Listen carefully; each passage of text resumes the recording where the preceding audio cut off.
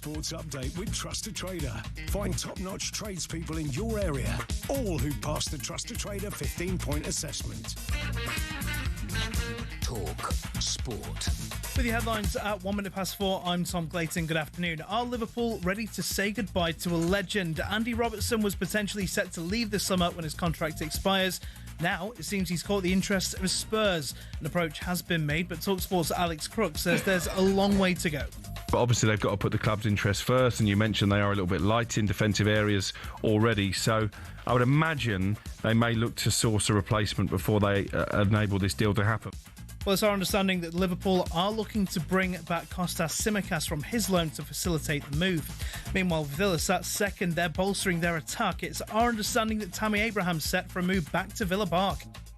And it gives Villa another possibility, both in terms of competition and also to alleviate the burden on Ollie Watkins. That's talkSPORT's Ben Jacobs, who says it's a complicated deal involving two other clubs, both abroad. Elsewhere, Oliver Glasner says Jean-Philippe Mateta has not handed in a transfer request. The striker is subject to interest from England and abroad. Glasner says they also won't consider any offers that come in. Now, Pep Guardiola's admitted things aren't all that peachy at Manchester City. We are struggling now. I know 100% what happened with the team. I know it. So try to give a little bit more time and give it. He's also backed Rodri for a bounce back after his red card in Norway on Tuesday. Mikel Arteta says Marseille is the perfect place for Ethan Nwaneri to go on loan. Arteta also says Ricardo Calafiori and Piero Hincapié are back in training.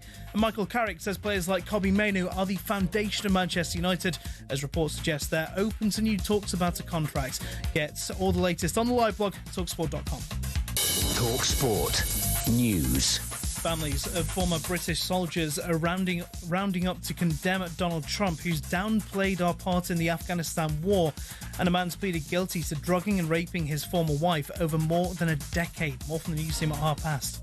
talkSPORT weather with QuickFit, your go-to destination for quality tyres from great brands like Continental. Visit your local centre or quickfit.com and book today. Unsettled with bands of rain moving north across much of the country. Frequent showers later in the southwest with coastal gales.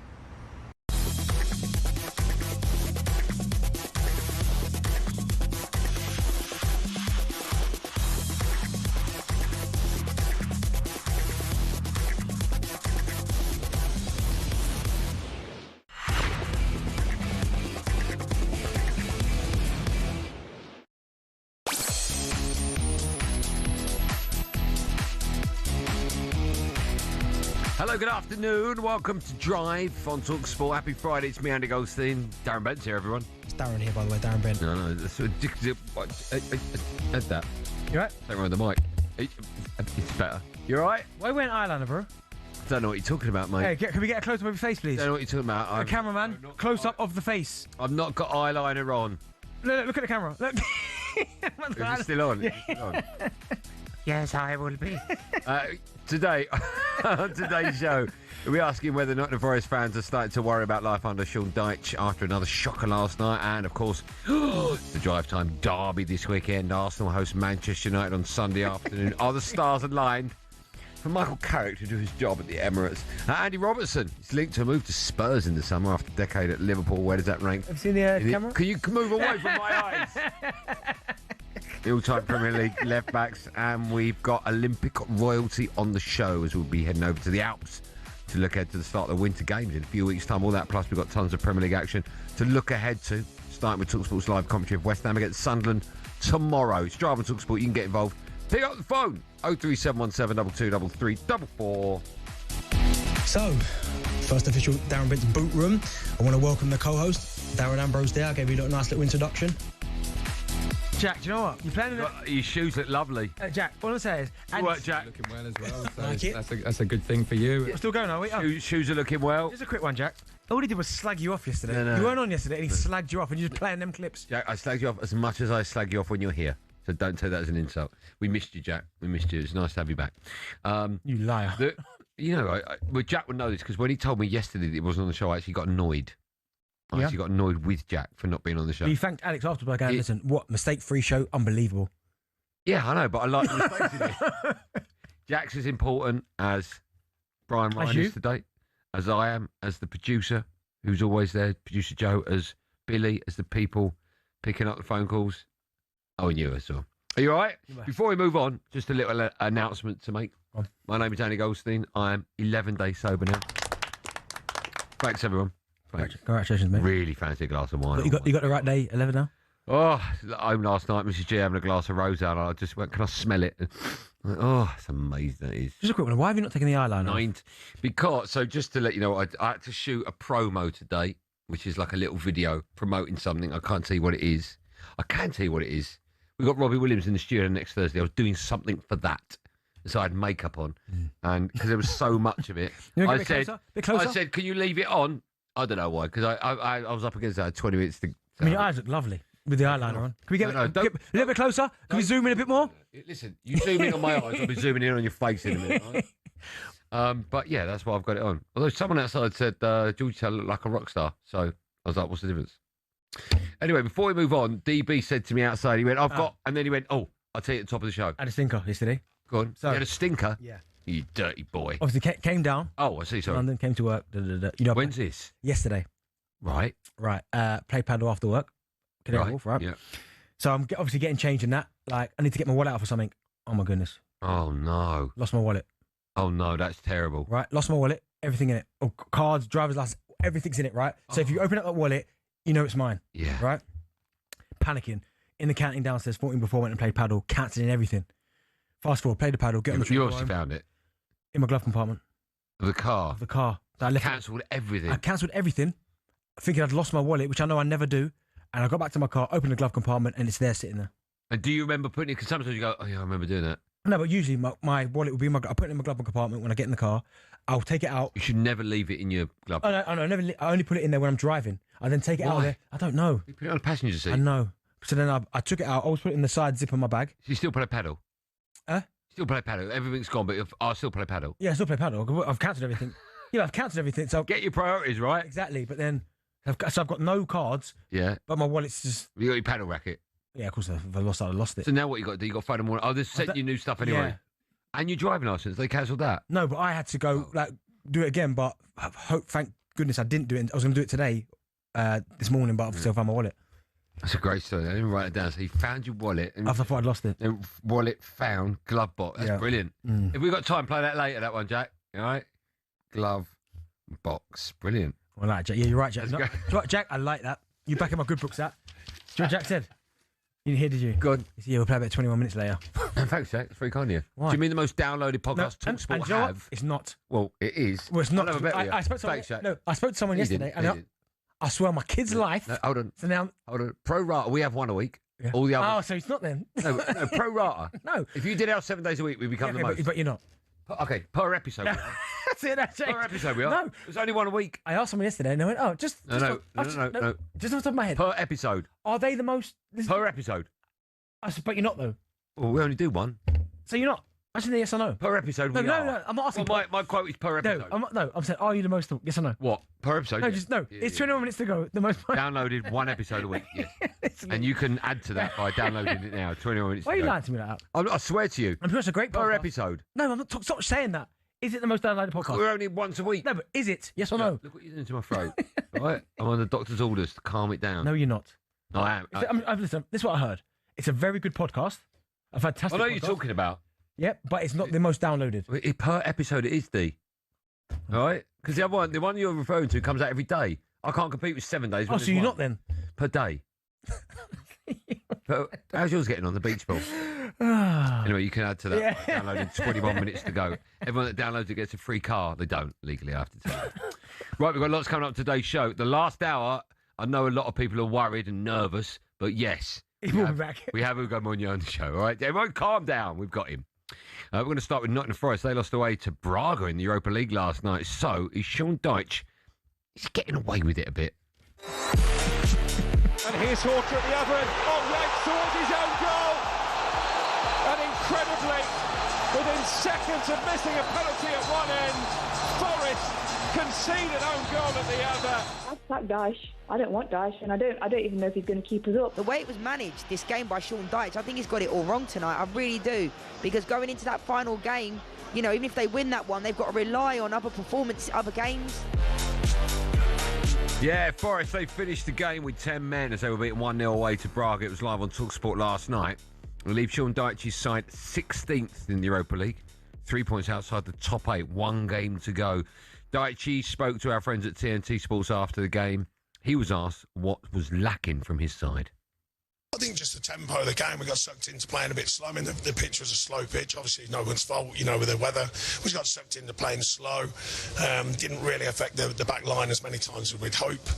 But then, of course, we get the penalty. And it's one of them games where you think if we seal that, we're pretty much not dominating the game. We had a good feel of the game. We're keeping them to minimal chances at that point. Not too many ourselves.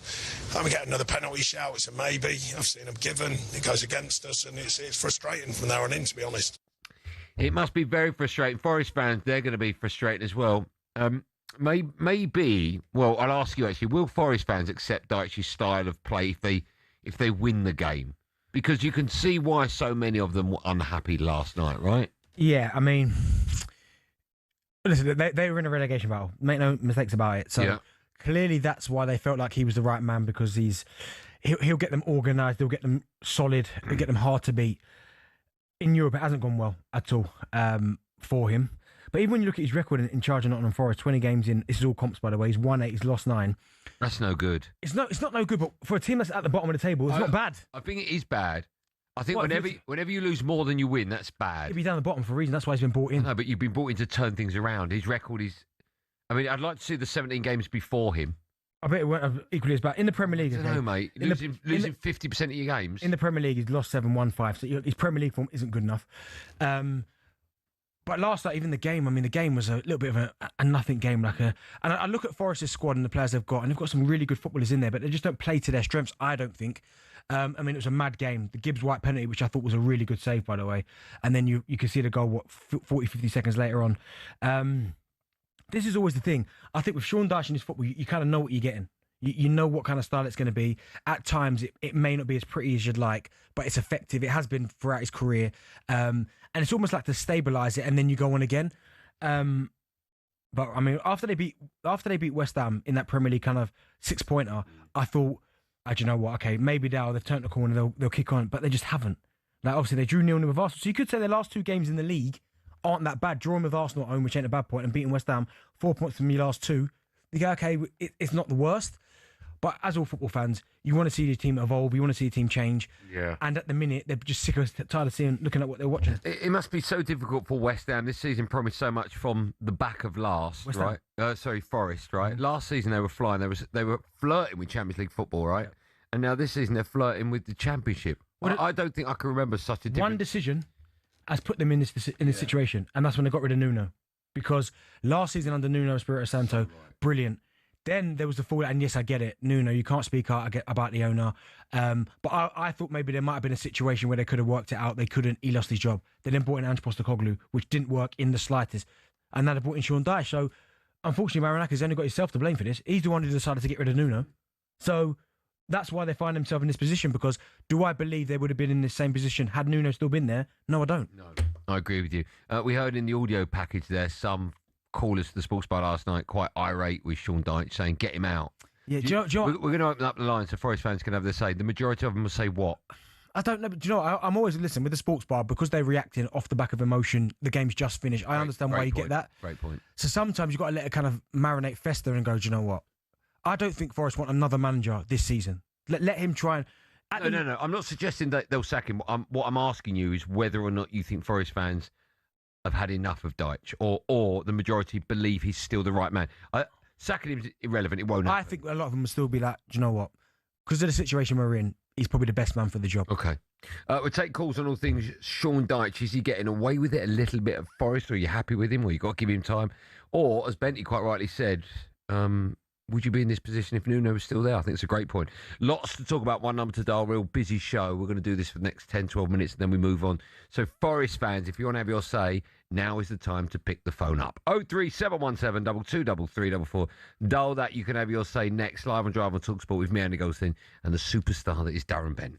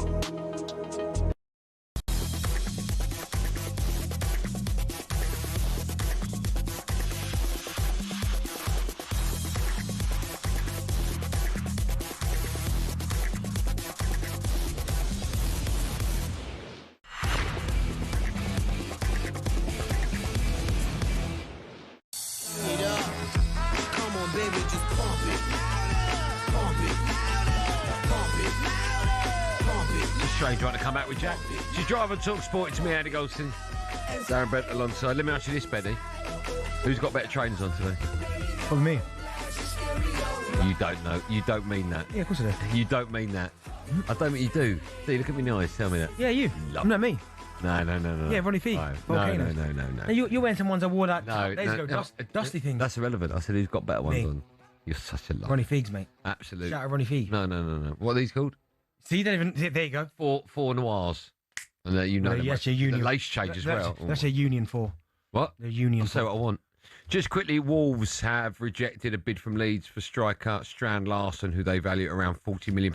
Is that a little bit too much? £40 million? A little bit. I mean, they've got to try and recoup some money, but he's been non-existent this season. Totally. I mean, although their form has picked up, by the way, he's been really a big disappointment because I thought this season they really needed him, certainly where they are, and he ain't showing up. Man United want to resume talks with Kobbie Mainoo over a new contract at the club. You know what that tells me? That tells me when Ruben Amorim wanted rid of him, and the club were like, let's just hold off. They knew then that Amorim was going. So he might be getting a new contract now? Yeah, I think so, and rightly so. For what? Oh, my God. Young English player. And that's enough, is it? I haven't finished yet. Who is getting better and better, was in the England squad for the Euros, and will, without a shadow of a doubt, be a part of future England squads. Why would we not want to sign him someone's up? getting better and better. So he started at the Euros, which was when? 2022? Okay. And we fast forward a few years. Sorry, do you think Kobbie Mainoo's good or not? I think, it's all right. Okay, well, that's why we're going to give him a new He hasn't warranted a new contract yet. Oh, yeah. If one's running down, what we don't want to do is be like Arsenal when you've got players like Van Persie just leaving on a free. 30. Well, you still don't want that. Or all of your players. Maybe off anyway, so anyway. At least he's performing. You look at someone. How was he performing? Someone like Saka ain't scored a goal for one game. And look at it, one game from City. That's all I need. Oh, where was he against Brighton? We're going to smash it. Hey, Brighton and Burnley. Brighton and Burnley. Kobbie, if you're listening, make sure you score on Sunday, right? Make sure you wear that T-shirt. Free Kobbie. He's free now, isn't he? Yeah, it worked. I might say one that says, don't let Bentley talk. Let's take your calls on all things Sean Dyche. Is he getting away with it a bit? Forest 03717 222334. Bob is a Forest fan. Robert, hello. Hello. Hello. Now then, fellas, how are we doing? We are great. Happy Friday to you. How are you? What are you up to? I'm good, thank you. I'm just dropping off some paint at the minute, but I thought I'd give you guys a quick call. Good. Ooh, love that. We're glad. Off you go. Yeah, is Sean Dyche getting away with it a little bit? Possibly, but I think we've got to give him a bit of time. I don't think we can afford to get another manager in this season. And personally, I think Nuno had to go. I think. Why? Why did Nuno explain it? Why did Nuno have to go? I think he had to go because he put himself in that position. I don't think he could. He should have. He can say what he says about the owner, and expect to stay in the job. Bob, do you think though? Do you think Forest would be in the same position had Nuno still been there? That's a difficult one. Maybe because the rot had already sort of set in at the end of last season. We didn't finish last season very well, so maybe there was some things there that he probably thought. I don't know. I just got a feeling he didn't have the stomach for the fight. He didn't seem like he was the guy who wanted to stay in his job and take us into have a European campaign. He talked himself out of a job to me, and I don't really blame Marinakis. I don't think he's done everything right, but I still don't blame him on that one. Wow. Okay. So Marinakis could do no wrong, boy. Sounds that way. Let's speak to Ben. He's a Forest fan. Maybe he disagrees. Hello, Ben. How are we doing? All good? We're great, man. How are you? Yeah, a little bit deflated, obviously, after last night. It seemed to be almost similar to the Wrexham away in the cup tie. Similar players, probably not up to it. I don't know if it was Dyche saying to Marinakis, these players that who bought for me in the summer can't cut it. Yeah, listen, potentially, but I look at Nottingham Forest team, right, and I look at some of the players you've got, and I think you've got some really good footballers in there. In the likes of Elliot Anderson can play, Gibbs White can play, to name two, Hudson-Odoi, and I just don't feel like you're playing to those players' strengths. Yeah, I don't disagree. I think we gave Arsenal a decent game, albeit we looked pretty toothless up front. But Anderson was on the bench, Hudson-Odoi was on the bench, Williams was on the bench last night. We played without a recognised striker. I think he was asking for 0-0, to be honest. Maybe he thought that was going to be enough to get us a home game against Ferencváros for us, but it just seemed like an odd selection. Yeah. You know, a lot of fans were saying, play your strongest team. Our team's not deep enough to leave Hudson-Odoi, Anderson, Dominguez, Dangare on the bench, and McAtee, Bakwa. They just didn't turn up last night. Ben, do you think it'll be Anderson's last season at Forest? I reckon it will be, yeah, because I think he'll do well next summer, and I think he might end up at your mob, to be honest. Oh, that'd be nice. I can't see. Thanks for your call. I can't see him staying there. Can you? Nah, I mean, listen, especially if he goes away with England, has a really good World Cup as well. He's been brilliant for England every time single time he's put on the shirt. His reputation has grown as well. So yeah, and he's the perfect player you need. Him. Imagine you got both him and Wharton. Oh my goodness. What about him or who's the kid at Brighton? Yeah, Belieber, yeah. Well, again, Belieber this season, he's not been as good as he has been previously. So but you think him and Wharton would be the best two? Yeah, but I mean, if you get 2 out of those 3, you're laughing. Yeah, that one will be nice. Jamie's up next. Hi, Jamie. Hello, mate. You all right? How are we doing, lads? Great, man. Great. Off you go, pal. Yeah, I'm good. Basically, I love the Sean Dyche, Ian Woan and Stone connection. I think it's brilliant. They're all ex-players. They care. They clearly care about the club. So I want to give them time. I reckon it's Edu's signings. They've been poor. And the first 11 that play in the Premier League, brilliant. Absolutely brilliant. But come into the Europa League and playing these players that don't get in often, they're just not good enough. They're just not good enough to play. And because we're having a job struggling Europa and the Premier League. And that could cost us at the end of the season. Do you know as well, Jamie, right? It's one of them. You know, when you look at Edu now, you think about when he was at Arsenal, the players that he brought in, the football that Arsenal played, it almost made sense as to why him and Arteta worked well together at the start. Edu and Sean Dyche, to me, just doesn't look like it's that match at all. Edu was there first, right? Yeah, but do you know what I mean? So, I do know what you mean. Do you think that Edu had a opinion on bringing Dyche in? Because they're them two. What is his exact role? He's not director of football, is he? But he's in charge of. I thought he was doing the same Comings and goings, Arsenal. right? Yeah, so that conversation, like I can't see Edu. This is what I'm saying. I can't see Edu bringing in the type of player that Sean Dyche would want. Does that make sense? Totally, yeah. Like, as in, it just doesn't look like it. But don't you think we're living in a world now where the manager has to accommodate the players that he's given? No, I see, and I can't see Sean Dyche doing that. That's not the way that he works. No. Imagine him, Sean Dyche, who's been a manager in his own I know, but I right just a think long that's time. where football's going. I agree with you. He's not head coach. No. He's not a yes man. Do you know what I mean? So I can't see that happening. Okay.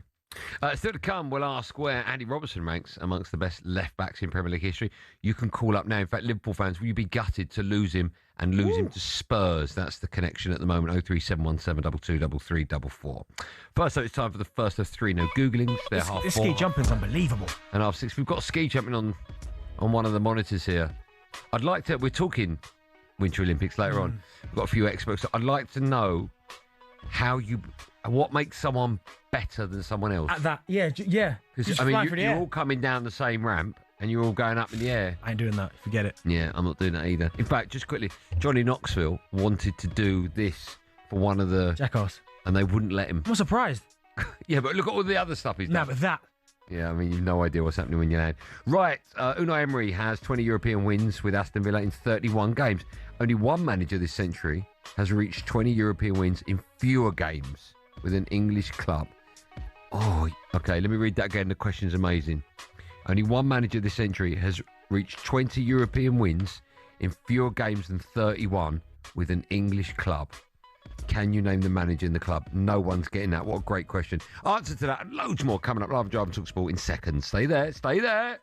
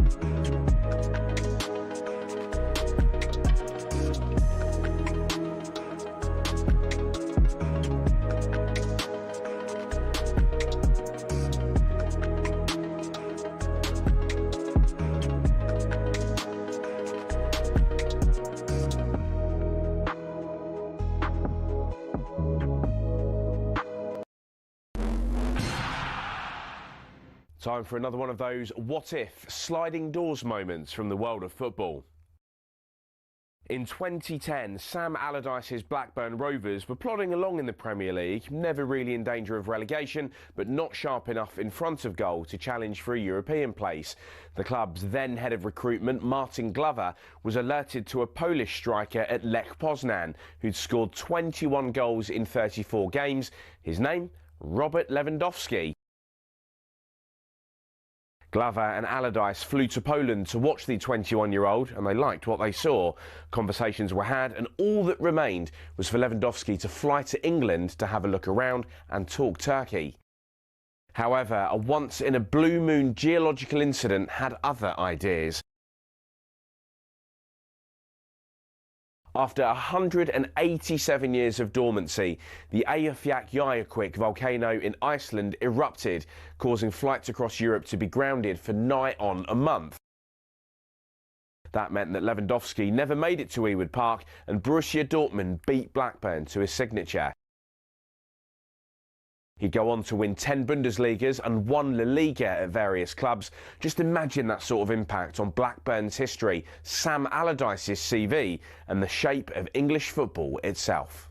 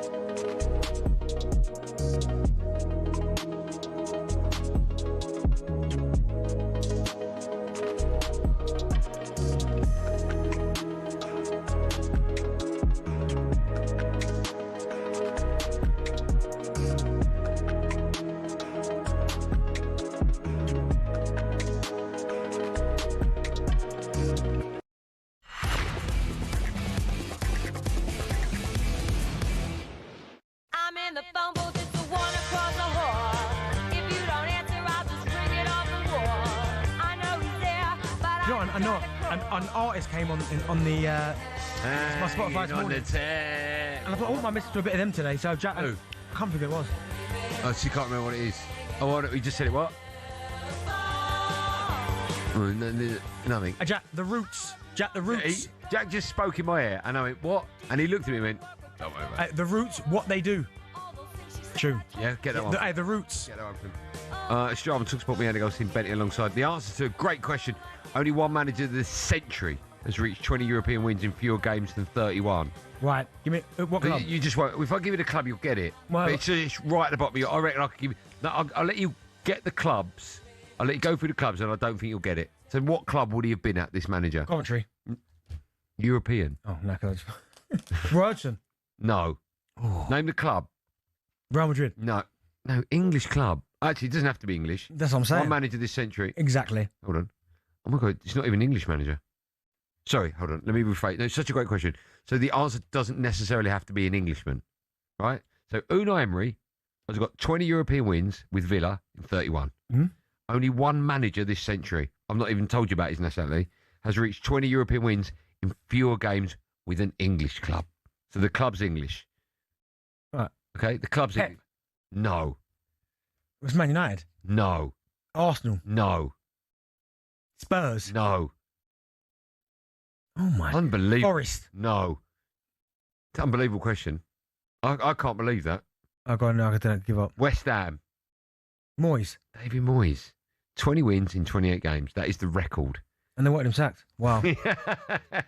Yeah, you're right. Still to come, we'll be looking ahead to the drive time derby this Sunday. I can't wait for that.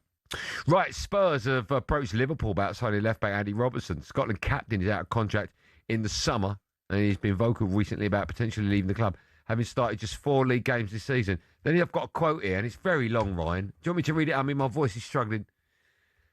Early this month, he said, you ready, D?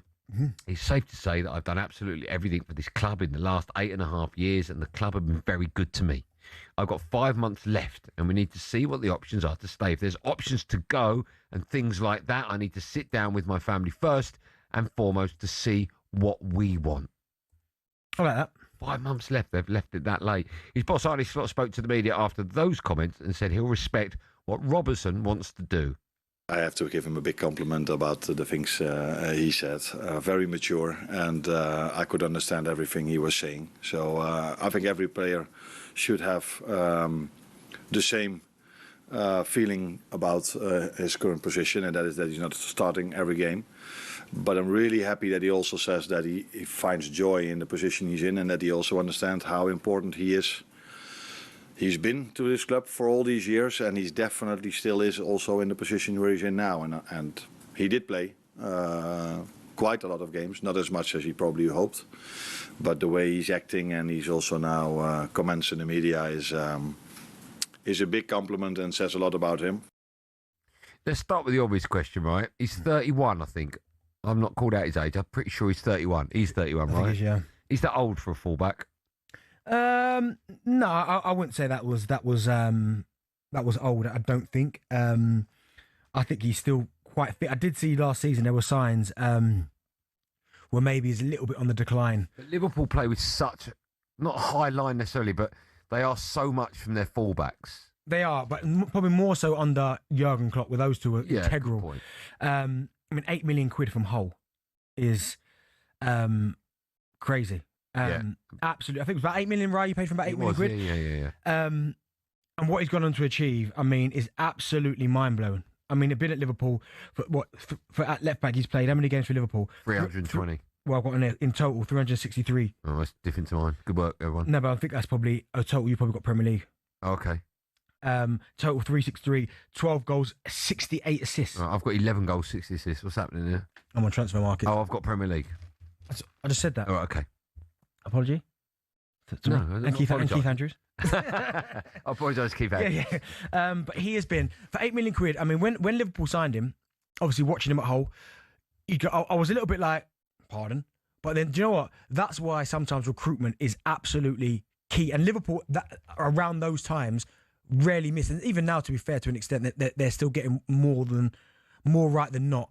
But when he came in, I thought, hey, okay, I didn't get it. But what he's gone on to achieve, I mean, winning the absolute lot. Him and Trent, arguably, they're probably in the conversation in terms of a tandem, are two of the greatest fullbacks ever in terms of a pair. Who was Ashley Cole's other fullback? That's my point. Like who was it? At Arsenal, it was Laurent, but okay. Right. Chelsea's had Ivanovic, or I think maybe Ferreira. But it felt like Ivanovic was a good player. Who? Ivanovic. Yeah, he was. Yeah, wow, beast. Who's the player? You can't pronounce his name correctly. Chelsea player. I can pronounce them all right.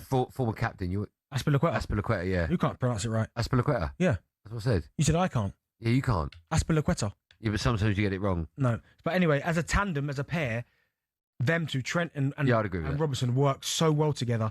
And I mean, 68 assists for Liverpool. I mean, he's absolutely been brilliant. And when you talk about bargain, oh my god, 8 million quid. If that's what 8 million quid's going to get you, wow. Yeah, it's possibly the greatest £8 million spent ever. Yeah. But no, can't argue with that. He's a Premier League legend. He's a Liverpool legend. I just wonder how Liverpool fans will feel about that, because over the past 12 months, they would have seen both of those fullbacks leave, right? And both of them go for no money. Yeah. That's a concern, I think, as well. You've got 5 months left. Why haven't you rolled over that extra year? I personally think if Spurs get Andy Robertson, I don't know how much. Well, it's going to cost nothing. Mm-hmm. If they get him, I think that's an absolute steal, an absolute bargain, because not only are you buying, I think, still a great fullback, but also someone with bundles of experience, and I think they lack that in that. Do you know what? It's one of those signings, though, where he is... Listen, Andy Robertson, I go back, he's a Premier League legend. Don't care what anyone says, he is. He was brilliant, right? But Spurs fans will look at that signing and go, oh, like, is it what? Because leftovers. Not so much leftovers, but Is it a sign that's going to take our club forward? Is it what we need to kind of go to the next level? I think most Spurs fans will say probably not. Okay, are Spurs stronger as a 1-11 with Andy Robertson at left back? Yeah, of course. But is it? It's not probably not enough. It's not enough. But he's 31 years old, which I've got no issue with. He still looks fit. I did see a little bit of decline. Yeah. Right, but he's been playing well this season when he's played. He has, right. But I don't know if Spurs fans will look at that and go, I know what you mean. Oh my goodness, lads, we've got Robertson. Do you know what I mean? But Spurs can't buy from the top table, and I think if they're getting from the second table, I think it's a great appointment if they get him. Oh, experience and all that. I think he's a tremendous player. I think Liverpool fans would be gutted he's gone. Yeah, but I think they'll be gutted. I think he'd be gutted on the fact of how great he's been. Should we speak? I've got a Liverpool fan here. I didn't know that. Yeah, Should we speak to him? Jack's a Liverpool fan. Is he ready to go? He is. Jack. Hello, Jack. Hello there. Hi, Jack. I didn't know you were waiting. Apologies for that. Thanks for coming on. Thanks for coming on. So, I don't know if you heard. I was just saying I think Liverpool fans would be a little bit gutted to see him go. I mean, you saw Trent leave at the end of last season, and now Robertson looks like he's on his way, and it could be Spurs as well. How do you feel? I feel like he's been disrespected this season, really. Like, he's a massive legend for the club, and Kirkes hasn't really... Last 5 games he's been good, but, I mean, I think he should stay for at least the rest of the season. Yeah, do you know, I think he's been fantastic as well. Kirkes has started to look more comfortable in that role. Both actually had Frimpong as well. Yeah, and it takes time. You know what I mean? When you come from Bournemouth to Liverpool, and again, you've got Frimpong who's following on from Trent, and Robertson who's Kirkes following on from Robertson. It's going to take time to adjust, but I mean, listen, if he wants to make the move and he wants to play games and he can play every week at Spurs, then I think it'd be a great move for him. Where does he rank amongst the Premier League great left backs? So Robertson, you mentioned the other ones. Ashley Cole's number 1. Ashley Cole, of course. Okay, let's say who's second on the list. Ashley Cole's 1. Everyone agrees with that. I've got Robertson, Patrice Evra. Yep. Carl Walker. What? Fullbacks or left backs? Sorry, fullbacks I'm going for. Carl Walker and Trent, obviously right backs. I'm going to stick Dennis Irwin as a left back in as well. Oh, I'm confused there. So you're not putting Gary Neville in there? And Gary Neville, okay, throw Gary Neville in there. Just do left backs, Andy, because you're confusing me now. All right, Robertson, Ashley Cole, Patrice Evra. And I'll chuck Dennis Irwin in as well. Yeah, do you know what else was unbelievable? Have I missed any? Do you know what? I do think Shaw was very good. Leighton Baines was... Leighton Baines for consistency. Yeah. His problem was he had Ashley Cole in front of him. But trust me, Bainesy was unbelievable as a fullback. They were saying on the TV the other day, it was just a montage of his free kicks. Do you remember his 2 against West Ham in the same game? Yeah. So I think Bainesy would be up there. Okay, just staying with Liverpool, reports today suggest that Arbeloa has told Trent that he's not in his plans at Real Madrid. If that is the case, it's very rare you get rumours that big that aren't necessarily true or don't have some kind of truth attached to it. If that is the case, I mean, it's just been an awful move so far for Trent, hasn't it? You've got to stick with it. Don't come back now. Even if he says that, you've got to work hard. I remember, again, I go back to Modric, his first year at Real Madrid. Yeah. I think some papers will call him the worst Real Madrid signing of all time. Now he leaves there as one of the greatest players to ever play for the club. The most decorated and ever, the most decorated. Yeah. So I get it. Playing for a club like that, the pressure is always massive. But you've got to stick with it. Because at some point, Trent is too good of a footballer to it just kind of fizzle out. Eventually, they'll learn to love him. His technique and his ability will kind of shine through. And I think he'll be a success at some point. But he's just got to stick with it. That's all he can do. Unfortunately, he's now following on from, again, a Spanish legend in Carvalho. Yeah. That's the problem he's got as well. And it's at Real Madrid. Listen, from 5 o'clock, we are going to talk about the biggest game of the weekend. It's Arsenal against Manchester United.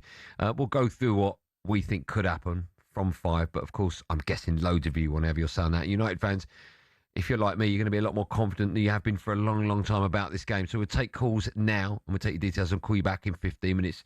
So if you want to have your say on the biggest game of the weekend, Arsenal against Man United, pick up the phone now, 03717 223344. You listen to Drive on talkSPORT with me, Andy Goldstein, and the superstar that is Darren Bent.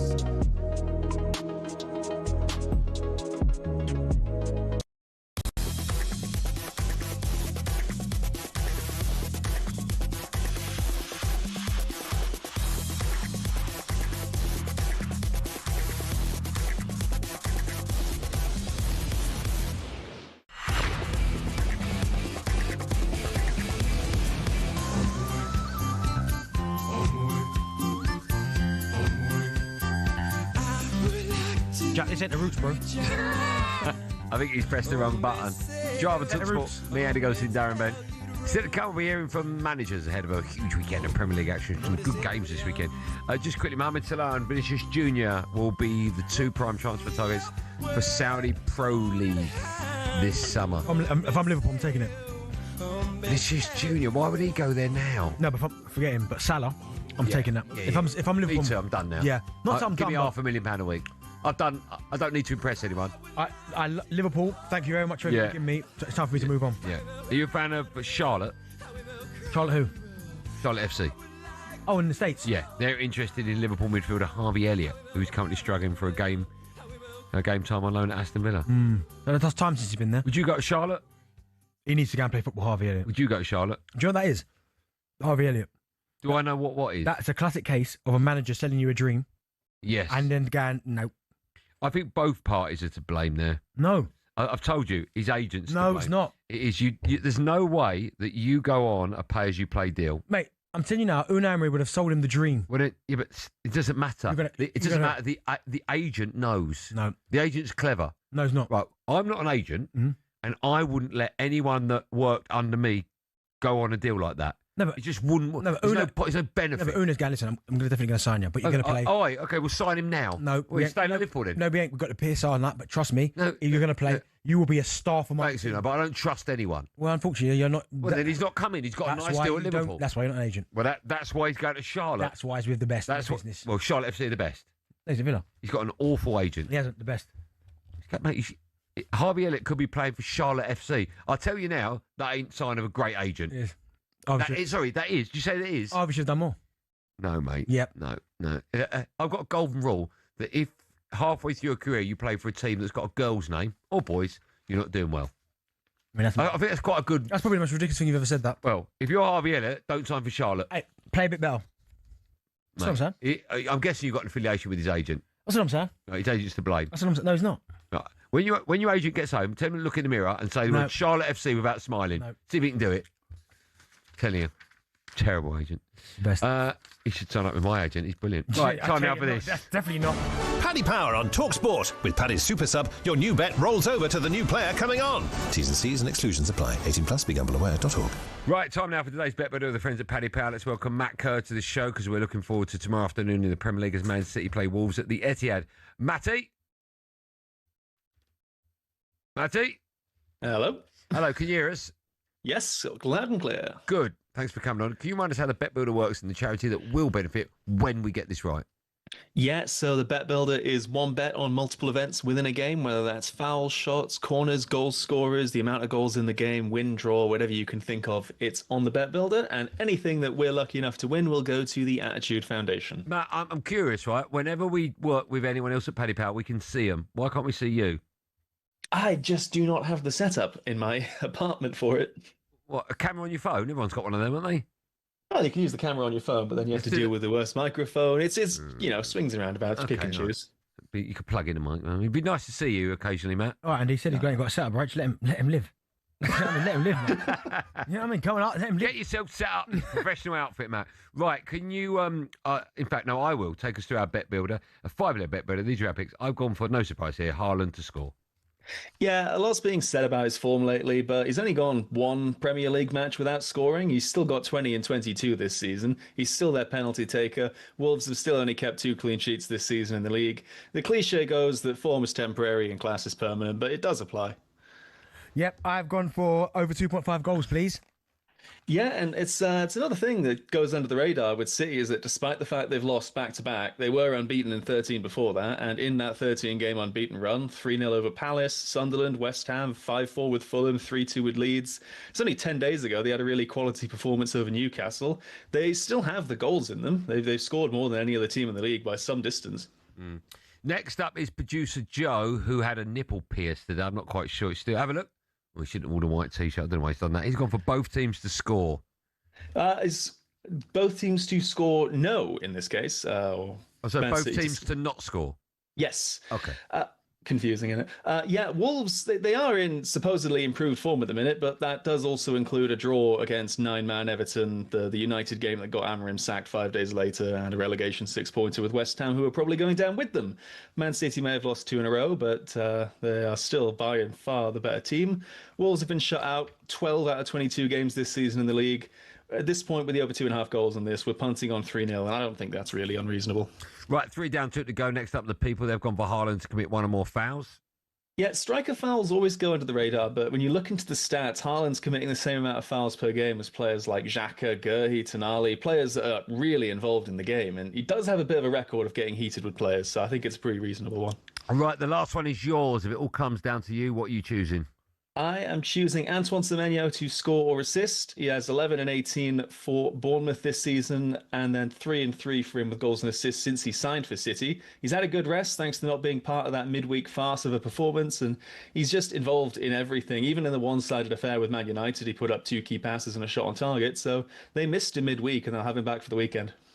Right, all of that means, can you just confirm the odds and the value of the charity bet one more time, Matt, before we let you go? Yes, so we have Haaland to score, over 2.5 goals, both teams to not score, Haaland 1 or more foul committed, and Semenyo to get a goal or assist, and altogether it's 13-2 on the dot, £10 pays 75 for the Attitude Foundation. Fingers crossed, perfectly done as always. Have a great weekend. We'll speak to you on next week's show. Take care, see you next time. Thanks, pal. There you go, that's Paddy Power's Bet Builder for today. Minimum odds 1-5, but 80 plus, begambleaware.org.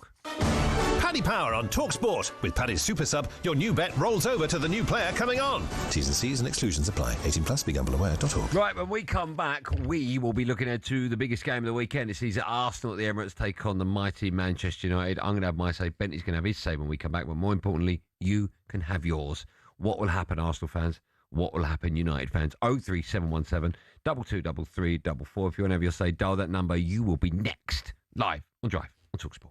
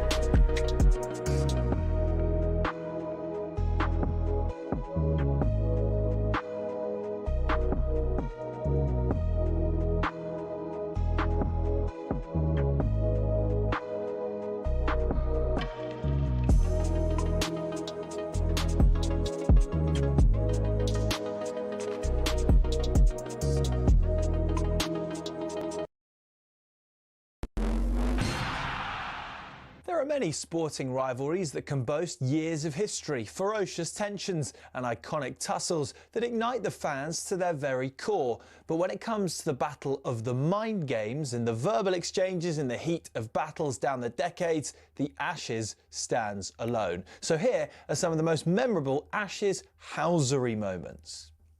Few figures in Ashes history were despised by the opposition more than Douglas Jardine. He was the granite-jawed architect of the notorious 1932 Bodyline series, which sent shockwaves through the sport that still reverberate nearly a century later. One day, the hurricane met the tornado as Jardine met Yabba. As the name suggests, Yabba, real name Stephen Harold Gascoigne, was a heckler who became so famous that a statue was made of him. When Jardine was on the boundary swatting away some flies, Yabba yelled the immortal line, "Jardine, leave our flies alone. They're the only friends you've got here." Like Jardine before him, Stuart Broad is another figure who had a particular gift for riling the Aussie public, mainly due to his jaw-dropping survival at Trent Bridge in 2013, when he very visibly nicked off to slip and refused to walk.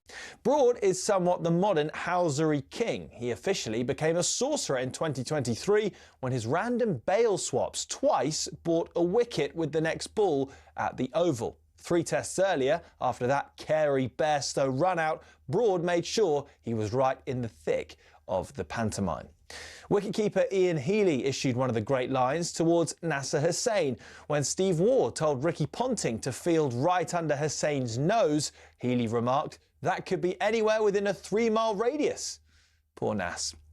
But perhaps the most poetic of sledges came from bowler of lightning bolts Dennis Lillee, about the Yorkshireman of Yorkshiremen, Geoffrey Boycott, about whom Lillee wrote this: "He's the only fellow I've met who fell in love with himself at a young age and has remained faithful ever since." Priceless.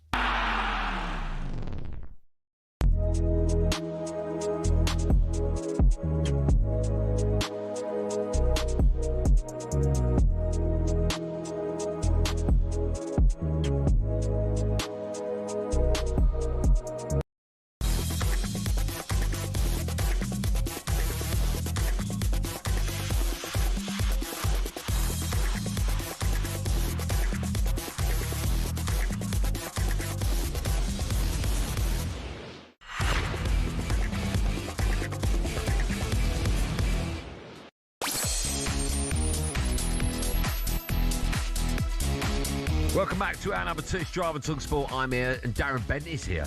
All I want to do is have a little peek. You are, mate, you're a disgrace. Still to come, we'll be looking ahead to the Drive Time Derby this Sunday. But now the Premier League is back this weekend, and of course the talkSPORT network. We've got you covered. It only takes one goal in the Premier League and all of a sudden... Tottenham 1, West Ham 2, Callum Wilson. We need him, and we need him for minute 1. Right for an effort from Tommy!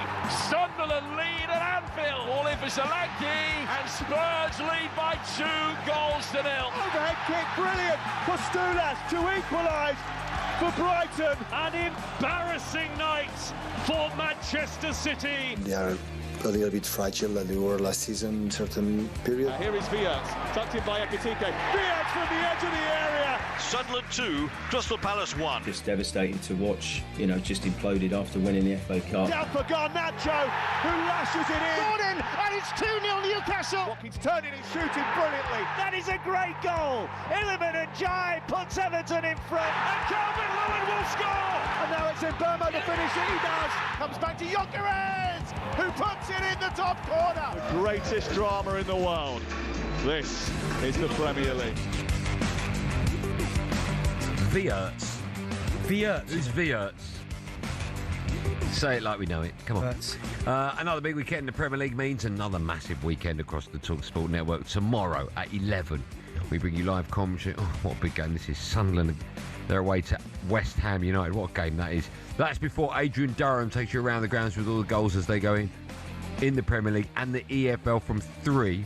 And, of course, the biggest game of the weekend obviously sees Arsenal take on Manchester United on Sunday. Now, Arsenal go into the game 7 points clear at the top, while Man United, they're 5th. A point behind Liverpool, who are fourth. The Arsenal boss, Mikel Arteta, he's been speaking to the media and he was asked how difficult it's going to be facing a United side with a new manager. Yeah, well, obviously, Michael coming in is going to bring new ideas. Always the intensity rises up. You could see in the derby in Manchester the kind of behaviours and the game that they played. So, yeah, we expect a really tough match. We will adapt to that for sure. But we are at home and we know how important that game is for us. And also another big game as well. Pompey Southampton. 12 I mean, there's big games everywhere. And we'll get through them in about half an hour's time, but we're going to start with this one. Arsenal against Man United. When you see what United did last weekend to Manchester City, and let's be honest, before the game, a lot of people wouldn't have suggested that was going to be the outcome. So it did surprise a lot of people. Do you think United go into this game with so much more confidence than if Amram was still in charge? Yeah, I mean, you beat Manchester City, as Bodo Glimt did in the Cup, battered them. The Manchester derby's got a funny way of kind of producing weird results as well. You beat him twice last season, right? Or you beat him last season, Ahmed, when you got the 2. So, yes, it did surprise me, the result, but it didn't to extent because Man United, again, in that particular fixture, they seem to raise their game. But listen, you began there full of confidence off the back of a really good result against Manchester City. I mean, I don't think you win, as you well know. I think Arsenal win 3-1. No, that's not what you said in the meeting. Okay, 4-1. You think United are going to lose 4-1? Yeah, I said 3, but No, you went 3, and then you went 4. We're surprised with 4. What one are you going with? 3. Oh, so you've yeah, I'll go 3. Okay, Yeah. you're worried that you got 3, that wrong. Yeah, but I think Arsenal. Why not 4? I think Arsenal will win 3-1. So you haven't scored a goal in your last 2 games, 2 0-0 draws.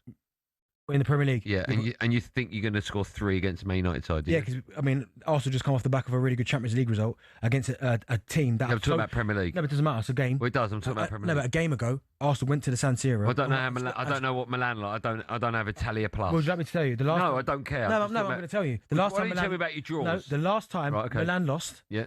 Was in. The 9th of December against Liverpool. Right. I don't care about that. I'm just talking Premier League football. Well, now, how did you get on last weekend? We drew 0-0. But the last game we played, we won 3-1. With who? Who'd Inter. Who'd you draw 0-0 with? Forest. Well, that's embarrassing. So how's it embarrassing? You drew with Burnley. You drew with Burnley. Not Michael Carrick. Are you Man United? Not Michael Carrick. Are you Manchester United? Not. Okay, who was in charge for that game? Darren Fletcher. Good job, was it? Well, not compared to Michael Carrick. Good job, was it? I'm just talking about them now. No, I want to talk about Burnley. You want to go back? I want to go back. Burnley. I'm talking about. Burnley. I'm just talking manager v manager. No, was it a good? Was Carrick's it a good had one game. No. Was it a good result, Burnley? So you want me to answer your questions, but you can't answer mine. Answer mine first. Was it Burnley a good result? No. Thank you. Right, my question to you. Yeah. Michael Carrick's unbeaten at the moment, and United under Michael Carrick have looked completely different to any United side over the last however many years. I don't know about that. I saw you not go to Anfield and win. Didn't play like that. Didn't play like that, mate. Yeah, but listen, Manchester City. It's the best Man United have played for a long, long time. Yeah, listen, you played well. What I don't get is you know football. Why you are so cocksure of yourself? Not cocksure, but I think Arsenal. You are cocksure. I look at you and I think cocksure. Well, I think Arsenal better than you. 1. Well, of course, because the league table doesn't lie. And Arsenal are at home, where they're incredibly strong. But you haven't scored for 2 league games. Okay. And you know that Manchester United are going there with a bounce they've not had for a long, long time. Okay. Is it possible, realistically, that we can beat you? No, because I'm saying, you're saying about the last 2 Premier League games, but the last time Arsenal stepped on a field was the Champions League, which is a tough competition, and they won. So confidence is going to be high. Gabriel Jesus scoring 2 goals, going to be massive from Gyökeres getting a goal. Massive.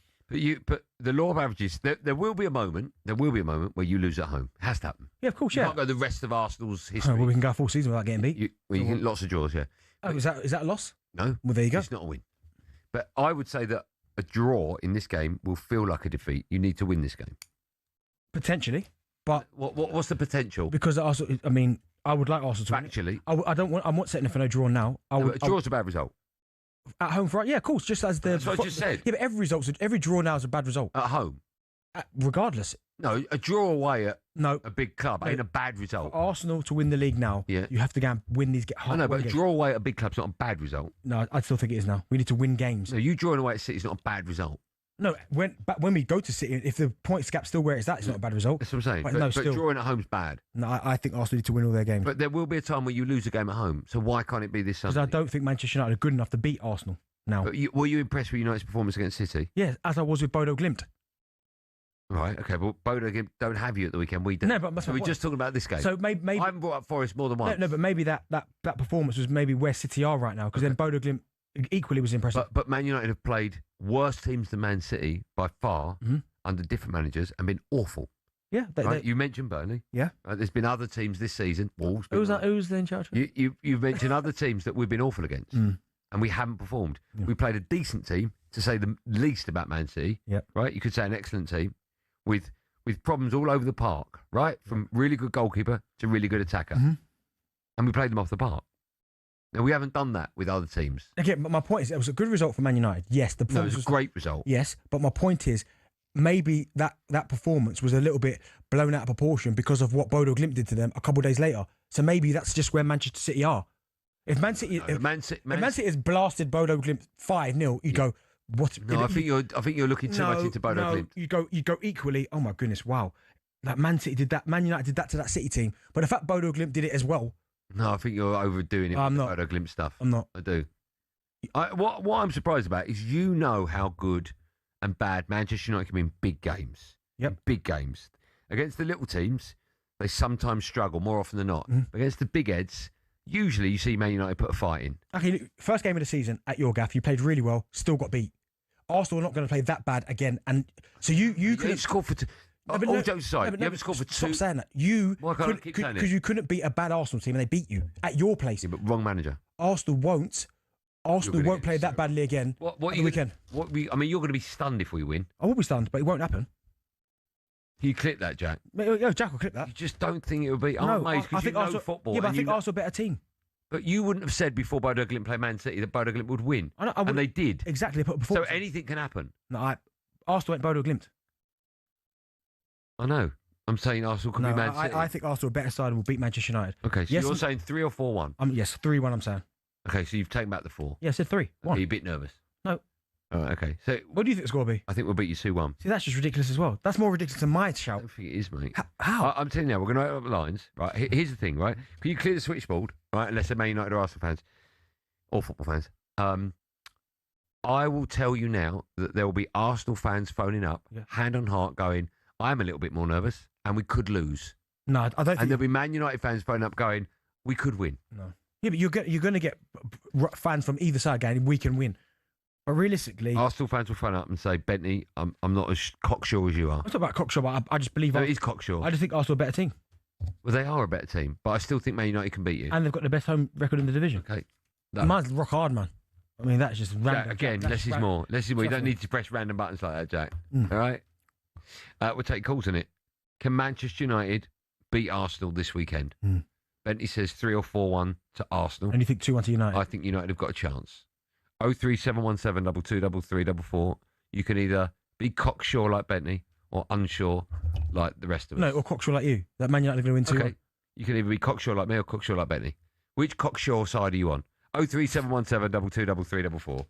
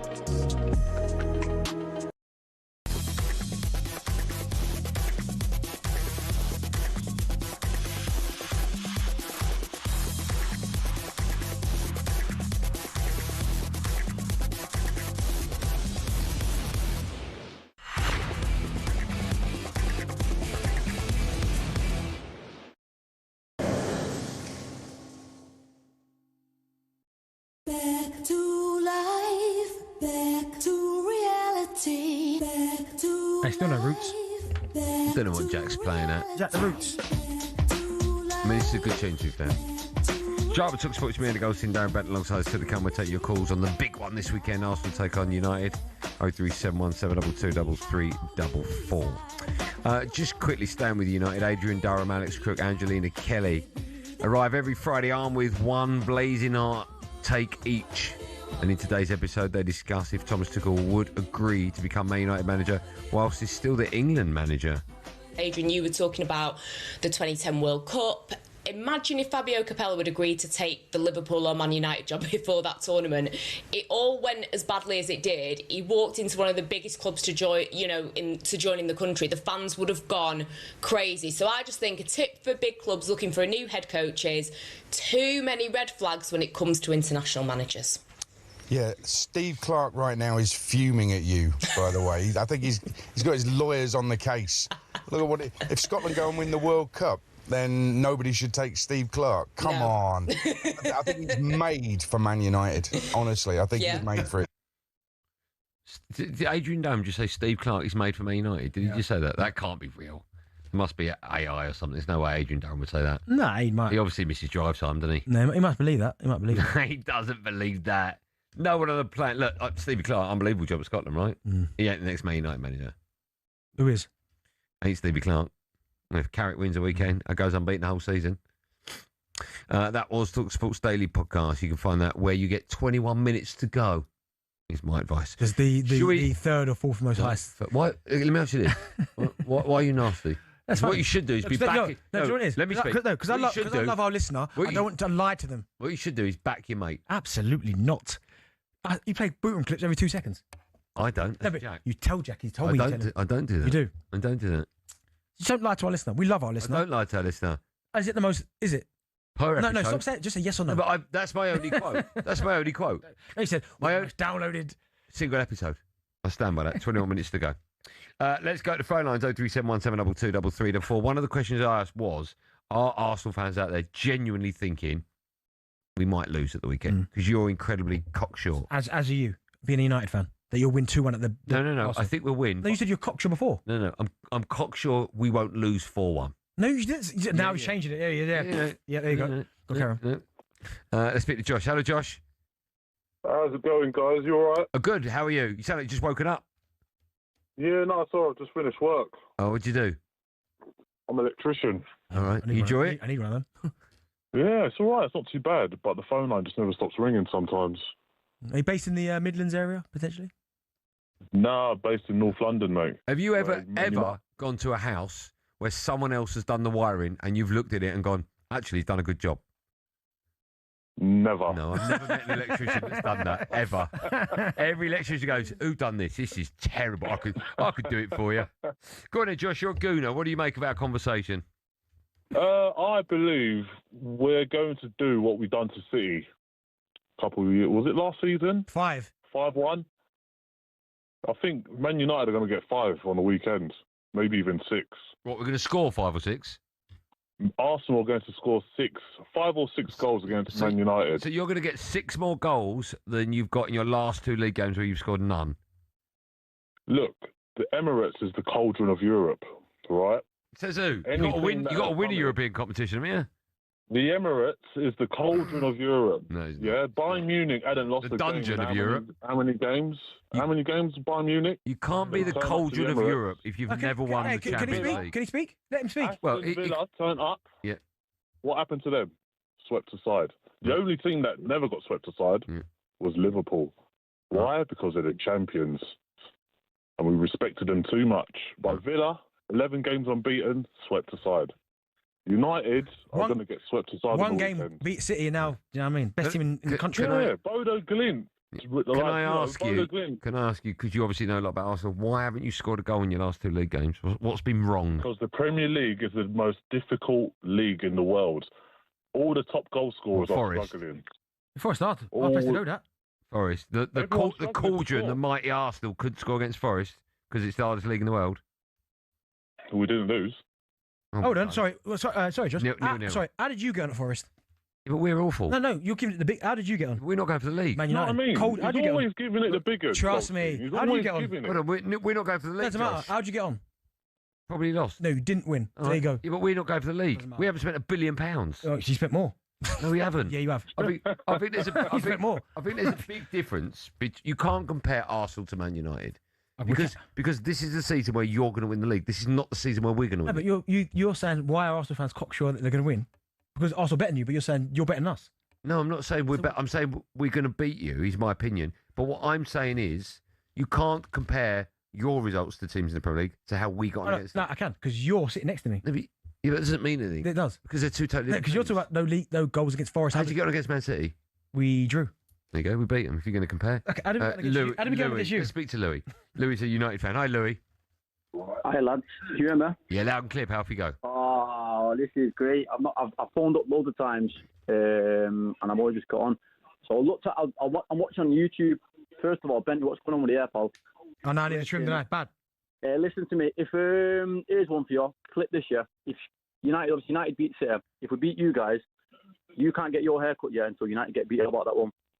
I mean, I ain't got. And do you know what? I'll take that bet because I ain't got to wait long. That's cool. That's amazing, bet. Right, hold on. Let's just confirm that. Hold on, Louis. If United beat Arsenal, you can't get your hair cut until Man United lose. United I'll do that. Okay. Because I am confident. The reason I say that is because we've actually not been this bad this year. Obviously, the results have been, not the best. But in regards to performances, the performances have been there. But put that aside, what about Carrick's? When Carrick's been a man, since Carrick's managed United, like 4 games, his results speak for themselves. I think you've got to give him the chance. Same as Arteta. When Arteta got the job, I think you've got to give Carrick that chance. He's worked with the best, and I think his tactics for the City game, were top. And Benny don't want to admit it, and he says, "Oh, City was, not the best, but we made them look bad. It should have been 6, should have been 7." Do you know what I mean? Yeah, I mean, my only thing is, and you're right, it's a good call, Josh, right? But Bodo Glimt should have beat them 6-7. Oh, why have I done that? So the bet is on, right? If we beat you, I can't cut my hair. You cannot have your haircut till United lose. Yeah. Now, you can't go back on that. Mate, I ain't got to wait long, trust me. Okay. Imagine if Carrick goes the rest of the season unbeaten. Okay, and what happens is you've got to cut your hair? Billy's up, nothing to do with me. Billy's up next. Hello, Billy. How you doing, guys? You all right? Yeah, good, Bill. How are you? Yeah, I'm not too bad. Look, I was just listening, and I thought I have to call in and speak about this. Obviously, Man United, they do have a chance. However slim it is, they have a chance. I personally, I'm an Arsenal fan. I don't think they are going to win. I think we're going to show them up. But also, I don't think you can say, we beat Man City, so we have a chance. Because it's the same Man City team that a few days later lost to Bodo Glimt. I mean, that's the point I was trying to make to Andy, was that what they did against Man City was brilliant, but it did show that there is something obviously fundamentally defensively wrong. I know there's no Ruben Diaz, there's no first choice centre halves. That Bodo Glimt did the same thing. All right, I just want to go over the bet. All right, because I've got Man United's next. I can't. If Man United beat Arsenal, if Man United beat Arsenal, the weekend, I can't cut my hair or get it cut. Yeah, get a trim until Man United lose. Right. So the next few games after the Arsenal game, we are home to Fulham. Yeah, we should win that. See, arrogance. Carry on. We are home to Spurs.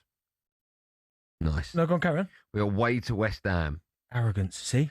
Away to Everton. Tough game. So what's happening here? They beat home City, to Palace, and he could beat everyone now. Can you just swear to me that if you lose to us, you swear you will not get your haircut till United lose the game? Yeah, it's true. Can you swear to that? I can swear to that. Okay. The cheek of you. Okay. That might be the greatest bet any caller's ever come up with. So if we can go to May. You've drawn with Wolves, drawn with Leeds, drawn with Burnley, lost to Brighton in the FA Cup. But all of a sudden, football has a strange way of doing things. Yeah. And it also has a way of bringing you back to earth. This is unbelievable. You've sworn on your life. Yeah. Okay. This is good. Trim my hair, mate. This is unbelievable. This is unbelievable. I can trim my face though, right? Yeah, but you can't have scissors too. Not a problem. Okay. I can line it up. Yeah, I'll let you line it up. But he said yes, done. No, I'll let him do that. That's fine. Because that's the line up, fine. No. But you can't have anything taken off the sides or the top. Not a problem. No, I'll let you do that. That's fine. That's no, fine. you know. No, I'm nice. Come on. I'll let him line it up. That's fine. No, I know that's important, so that's fine. Yeah, thank you. But the top and the sides are not touched. No problem. Okay. I mean, imagine if we get to May. Hold on. Sorry. If we don't lose, I know we will. If we don't lose to the end of the season, you, in theory, won't be having a haircut till at least August. I know, but if I just keep lining it up, it's not a problem. Nah, trust me. It will. Hey, if you get the line, it's fine, isn't it? It will be a problem, mate. It'll be like that. What's funny? You're like my bar on it. You think you guys are going to win every game now? No. I didn't say win. I said not lose. Not lose. You go unbeaten from now to the end of the season. No, I think of course we'll lose. But the journey could be 4 or 5 weeks of fun. All right? What an unbelievable bet that was. Still to come, we'll be joined by our mate Ugo Monnier, live from Italy for a special Winter Olympics preview. First, it's time for No Googling. We want to know which Arsenal players played the most times against Man United in Premier League history. Great question. Wow. Which Arsenal players played the most times against Man United in Premier League history? The answers to that and more coming up live from Jump and talkSPORT after this. And I will see if I can donate a pair for them to use at their dispense.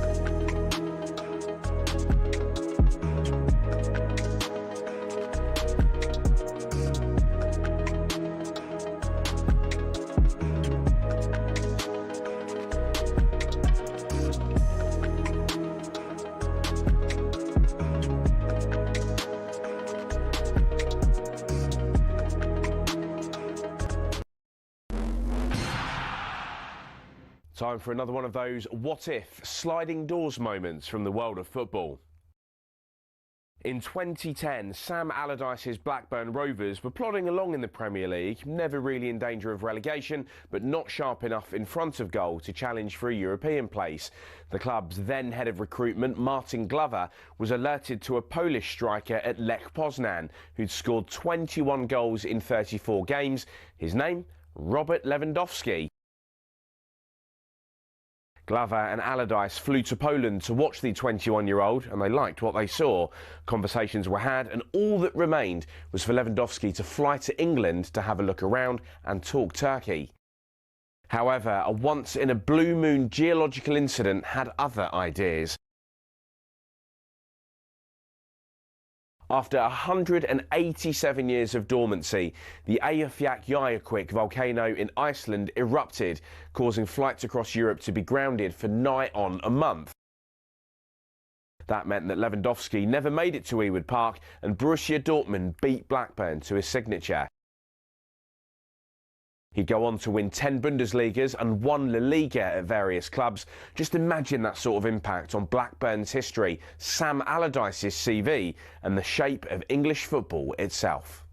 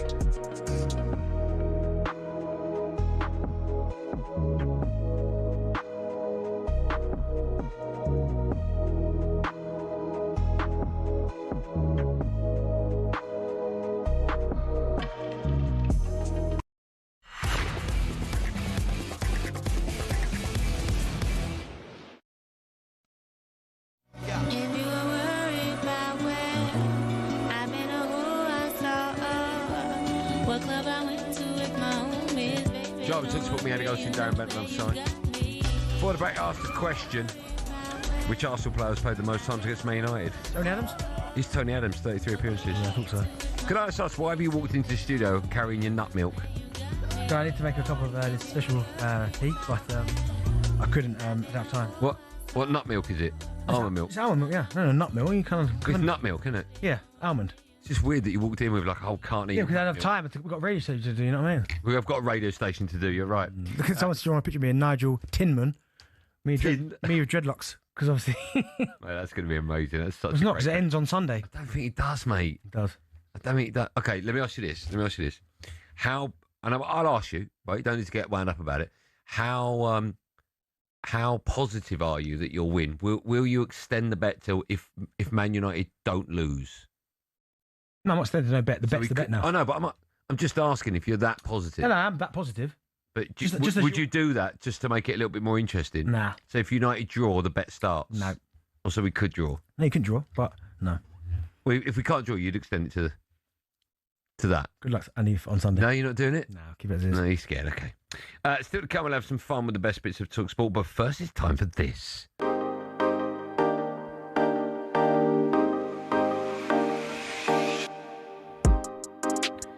That's it, isn't it? That's just music. 17:38.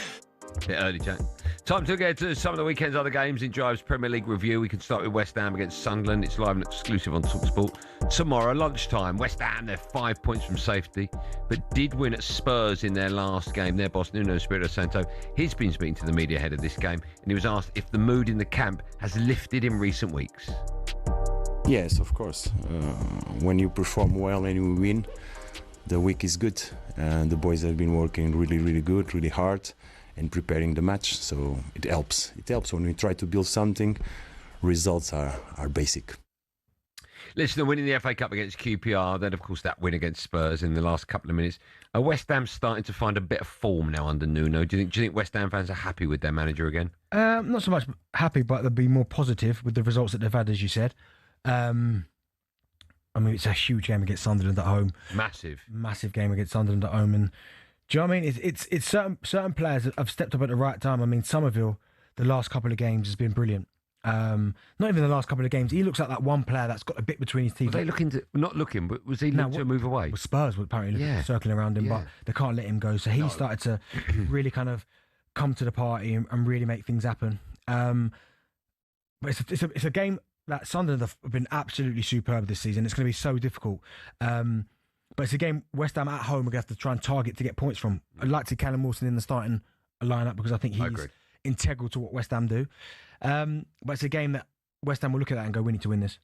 Yeah. Who goes into it as favourites? Sunderland have lost just one of their last 7 in the league. And they've got most of their players back from AFCON. So I think they've got all of them back, but it's just whether they're going to be match ready or not. Yeah, so... I mean, Sunderland, you have to say, Sunderland are currently 9th. I mean, in their wildest dreams after 22 games, did they think they'd be sitting on 33 points? I mean, Regis Labree's done an incredible job. So I'd probably say that Sunderland go into it as favourites. And also, when you look at the home table, West Ham are second bottom. Yeah. So, but of recent weeks, as I mentioned, winning the FA Cup and Spurs, all of a sudden West Ham, I wouldn't say hit a bit of form, but they're starting to go and move in the right direction. They are, but they've got to just keep winning games now. How do you see it going West Ham against Sunderland? It's live on talkSPORT, exclusive as well tomorrow lunchtime. 2-2. Desmond Douglas. Yeah, Desmond Douglas. Let's move on to Bournemouth against Liverpool. That's tomorrow afternoon, late afternoon, 5:30. Liverpool unbeaten in their last 13 games. Wow. Their boss, Arne Slot, has been speaking to the media. He discussed their improvement defensively. I think in all the 13 games we are unbeaten. I don't think there were many games, maybe only the Brighton game, where we conceded more than 1 XG. So that tells you that we hardly conceded a chance in any game we've played. To be honest, I think we've conceded more against Marseille, 2 or 3 good chances for them than we've conceded in other games. But the good thing was that, and that's how it works in football, it doesn't continue for a whole season, that every time the other team has 1 chance, it's immediately a goal. Unbeaten in 13 does sound great. I think I even wowed it when I said it. But what have you made of Liverpool's performances? Do they still have more levels to get to, do you think? Yeah, of course. But they are certainly looking more like their old selves. I think a few of their key players now, all of a sudden, are now starting to look... Like I like relationships in teams, and when you start looking at the relationship between Wirtz, and Ekitike, I really like that because I remember it's great Ekitike, by the way. I remember how important it was when there was a midfield player that wanted to give me the ball at every moment, and it looks like those two have got that chemistry. So there's still a few results where they'd probably look at, like even though they're 16 unbeaten, as you said, the 2-2 with Fulham, the 1-1 with Burnley, the 0-0 with Leeds, 13 unbeaten, sorry, the 0-0 with Leeds. These are games they'd probably look at and go, we should have won it. But the fact that you're getting a bit of momentum, a little bit of quality, and you've got Salah coming back. Well, he's back now. I think you could be relatively happy. I mean, listen, they're 4th currently right now. I think they'll be in the top 4. So if their drop-off is they're still in the Champions League next season, like, it's not the worst, is it? No. You mentioned Florian Wirtz. Starting to settle in at Liverpool, do you think, Wirtz? Yeah. But I think he showed signs at the start of the season. The price tag is obviously why so many eyes are on him, right? But even earlier on in the season when people said, they're not sure about him, he was still doing 1 or 2 things with the ball, little movements, little touches around the corner, and I was like, oh, okay. Like, he's on a bit of a different level to other players. Now that they're starting to give him the ball at every opportunity, his finish last weekend was lovely. Yeah. Like, bang. He just looks like a quality player, which he is. Is Wirtz starting to shine a bit since Salah hasn't been in the side, or is that a coincidence? It might be a coincidence. I don't really like to... kind of, that's because Salah's not there. That's why Wirtz, as you say, is now starting to shine. But if you can get them both firing in the team at the same time, oh my goodness, wow. Yeah. And that will work. But there have been a couple of occasions this season, certainly early on, where Salah could have given Wirtz his first goal. He opted to shoot. So I didn't like to see that. But Wirtz certainly now Wirtz is now starting to move. That's right. Right. Bournemouth, a lot of people get it wrong. Bournemouth against Liverpool is live on talkSPORT tomorrow, 5:30. Actually, I think I might have just made that up. Anyway, it's 5:30 tomorrow. What will the score be, D? I think Liverpool win this, Yeah? And I'm going to go, actually. Oh. Yeah, 3-2. I think they'll win it. Yeah, 3-2 Liverpool. Who scores for them? For Liverpool? Yeah. Wiertz gets one. Yeah. That's all I need to know. Oh. Right, let's move on to, where should we go? Sunday afternoon, Newcastle against Aston Villa. What a huge game this is. Aston Villa reached the last 16 of the Europa League. That was with a 1-0 win over Fenerbahce in Turkey last night. Their boss, Unai Emery, spoke to the media afterwards and said he's pleased with how his side have played in Europe this season. This competition, how we are respecting, how we are competing, how we are getting points, of course, is something make us proud of our way. And then how we are building the team with some circumstances, again, not helping us, trying to get balance in everything. Just a quick word. You saw obviously what happens when Tillemans come off the pitch with Unai Emery. A lot was made of it, but I saw it and I just thought, there's something's gone on there. What did you make of it? Yeah, first and foremost, I thought, Unai Emery lost it, didn't he? You remember, who did they score at the winner against? Was it you or not? And he ripped his jacket off and threw it in the air like angry. Was it? I don't know if it was against you, but it might have been. Okay, yeah. But he's obviously got that side to him, Unai Emery. It probably was a whole bunch of nothing. It just didn't look great. Do you know what I mean? But good result against Fenerbahce. The Everton result was a shocker. But that's pressure. That's a little bit of pressure because Everton away, right? Everton at home. They got beat 1-0. Okay. So Villa were at home, got beat 1-0. Yeah. Lost 1-0 at home. That surprised me because you me thought too. Arsenal drew with Forest, City lost, and then this result. But maybe that's a little bit of pressure. But again, Unai Emery, he'll be looking at the Europa League. I certainly look at it and think they are definitely one of the best teams in the division. Is it going to be difficult for them? Because you don't want to put all your eggs into the Europa League basket just yet. No. But at the same time, if Aston Villa can get a top 4 finish, that is remarkable. I think they will. I think I think they've got a good squad. They've been linked to Tammy Abraham, which I think will help. Great manager. Yeah, will take the pressure off Ollie Watkins. And now they've let Malin go as well. He was brilliant last time he was there. I know it was Championship, but he was fantastic. So the Villa fans will still remember that. So yeah, I think they've got the squad to compete. Maybe not FA Cup as well. Yeah. But I think they've certainly got the squad to Premier League and Europa. I think this is one of the toughest games to call. Newcastle against Aston Villa on Sunday afternoon. D, what would the score be? I'm going to go for Newcastle win that. And the reason why I say that is because these two, the last few years at Newcastle have won comfortably. Okay. And in the reverse fixture, Villa have beaten them quite comfortably. Okay. So home advantage huge. Yeah. Okay. Let's finish with Palace. They're against Chelsea on Sunday afternoon. Palace are without a win in their last 10 across all comps. Meanwhile, Liam Rosenior has won 3 of his 4 games in charge. He's been speaking to the media and he discussed reports this week that Cole Palmer is unhappy at the club. I've had numerous conversations with Cole and he seems very, very happy to be here. He is very, very happy to be here. He's a huge part of our plans in the long term. He's an outstanding player. Every player goes through difficult moments in their careers in terms of injury. I don't think it's any reflection on his quality. He's an outstanding footballer. But my job and the club's job is to get him in a place where he can consistently perform at the level that he wants to. And there was frustration in the Brentford game, not because he wasn't happy here, just because he couldn't perform. He was in pain. He couldn't perform to the level he wanted to do for the club.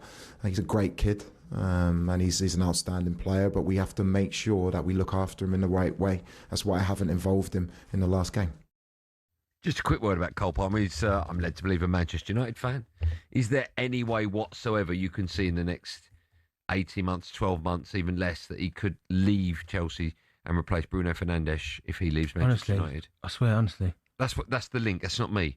That's in the papers. That's in the papers. Maybe, but I mean, he's on a 9-year deal, so it's going to be expensive. Yeah. Well, he might get to a point where he wants to play for United if he supports them. Can I ask, if Man United put in £100 million bid for him, would you say they're mad or they're getting an absolute... What, for Cole Palmer? Yeah. 100 million?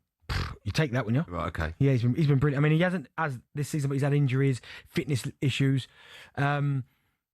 But he's still a sensational footballer, isn't he? Like, you could just see, again, he's one of those players, a couple of touches, couple of little flicks, couple of passes, and you go, yeah. The difference, though, with Cole Palmer is just that people will be looking at him this season, and because of his numbers, I know the injuries, because when he first got to Chelsea, 25, 15 assists. Next season, 15 goals, 11 assists. Even though his numbers are still crazy, they're starting to come down a little bit, do you know what I mean? So, but still, if you 100 million, Chelsea ain't selling him. No. They'd be mad to sell him. Palace, they've opted not to sack Glasner yet following his comments about being abandoned by the club. Can you see this winless run coming to an end anytime soon? It seems like Chelsea are playing Palace at exactly the right time, right? Yeah, and the whole Mateta noise as well. It's a tough place for Palace to be at the minute. With the really tough. The players leaving, the manager's just angry. So it's a really, really tough time. So maybe it could be for for Chelsea, but still, Palace at home is still a tough place to go. Yeah. It's really, really tough. Score be D. I can see 2-1. 2-1 Chelsea. Yeah. Yeah. Okay. When we come back, we'll have some fun with the best bits of talkSPORT. Loads of emails coming in about Hugo Monye. Is he going to be there in the last? I can tell you, yes, we've managed to book Hugo Monye. We will have him for the last hour of today's show.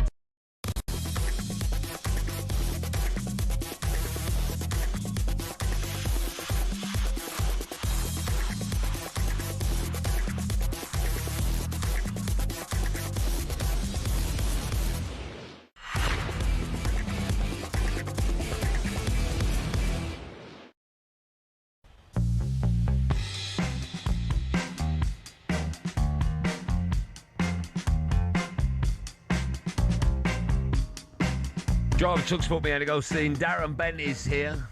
You managed to get your nut milk into your tea. Did you? Why did you have honey in it? You're not feeling well. No, I did. Yeah, but I've had to sweeten up rather than sugar.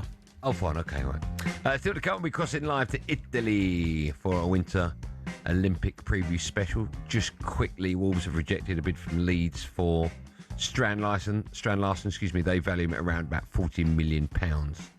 Right, the latest episode of How to Win the World Cup is available now. Matt Ford and Alex Brooker speak to French World Cup winner Emmanuel Petit, our mate, who reveals that he had a premonition before the tournament that France would win the final at home to Brazil. A long time ago, I said France would organize the World Cup in 1998, and then France will win the World Cup 2-0 against Brazil in final. When I said that, 10 years before that, in the press, people were looking at me, this guy is crazy. So what, you'd said that? Yeah. You saw it coming? We call that a premonition, right? But you had a genuine premonition of it? Yeah. How, vivid? Yeah. Clear in your mind? Even now, when I try to explain it, people think, what is he saying? This is the truth, this is reality, and there is a proof, in the newspapers, long time ago, before France was designed to organize the World Cup. So this is the proof that it was not meant after the organization, it was before that. I have seen that episode, by the way, it's fantastic. You need to download it, How to Win the World Cup. It's available now on all podcast platforms. Right, time now for this. I'm surprised you plugged that. Well, it's not as good as 21 minutes to go, but it's up there. Very good potty. Go download it. Right, time for the best of talkSPORT friends. We run you through some of the recent highlight moments from across talkSPORT. We kick things off with the Brecky show this morning. The brilliant Shabana Hearn was alongside the equally great Ray Party Parler, who was very excited about the Traitors finale tonight. Claudia Winkleman is here. Morning, Claudia. How are you? How is my fringe today? You look lovely, but you've gone for less eyeliner. Oh, It's early, darling, isn't it? I'm really, really excited about the Traitor final tonight. Whoever wins. I'm with it. You look, yeah. And my eyes. It gets in your eyes, doesn't it? Lovely. The old bangs, yeah. Anyway, I'm very, very excited. Yeah, you've got. But £100,000 winner. I think you've got right into this. Will you be watching the final? Will you be watching No spoilers. I haven't watched it. I haven't watched it either. My missus watches it. I think you've got to watch it from day one to get into it, right? So I watched the one, I think Harry won his name. That was brilliant, that one. Yeah. I've not watched one. Get into it from day one. Obviously, it's great, right? Everyone loves it. So, you know what? I was off because I had my foot operation. I was off for a week. Yeah. So I thought, there's nothing on TV. And I binge watched it all week. That was the way to do it. Did you wind on the bits where they've got to go and do stuff? Oh, no, I watched the whole thing. The whole thing, and I loved it. I watched that in the office. Which one? English or American? English. Okay. If there was a talkSPORT Traitors, who's coming last? Who's first out? Awara. Yeah, he'd be voted out irrelevant. Yeah. Get him out. Shaban will be back at 6 a.m. tomorrow with the breakfast show. She'll be alongside big Tony Casperino. Over to the newsreader Emma Kerwin. Here, she was this morning discussing some injuries in the Newcastle side. We're told not to read too much into Emery pushing Tielemans, and Newcastle are still waiting on news of Bruno Guimaraes. Injury. Nick Hasmore at 11. Give me some. Give me rice. That's unbelievable. We love him, but that's unbelievable. Give me rice. The question. I can only read the questions asked. Why don't you ever ask the other newsreaders what they've had for their tea? Because it's the thing with Emma. What do you have for your tea? Oh, is that the thing, yeah? Yeah. Okay, nice. Oh, by the way, I did yesterday. I asked Emma Smith what she's having for hers. So, what talkSPORT presenter would you like to hear reading the news?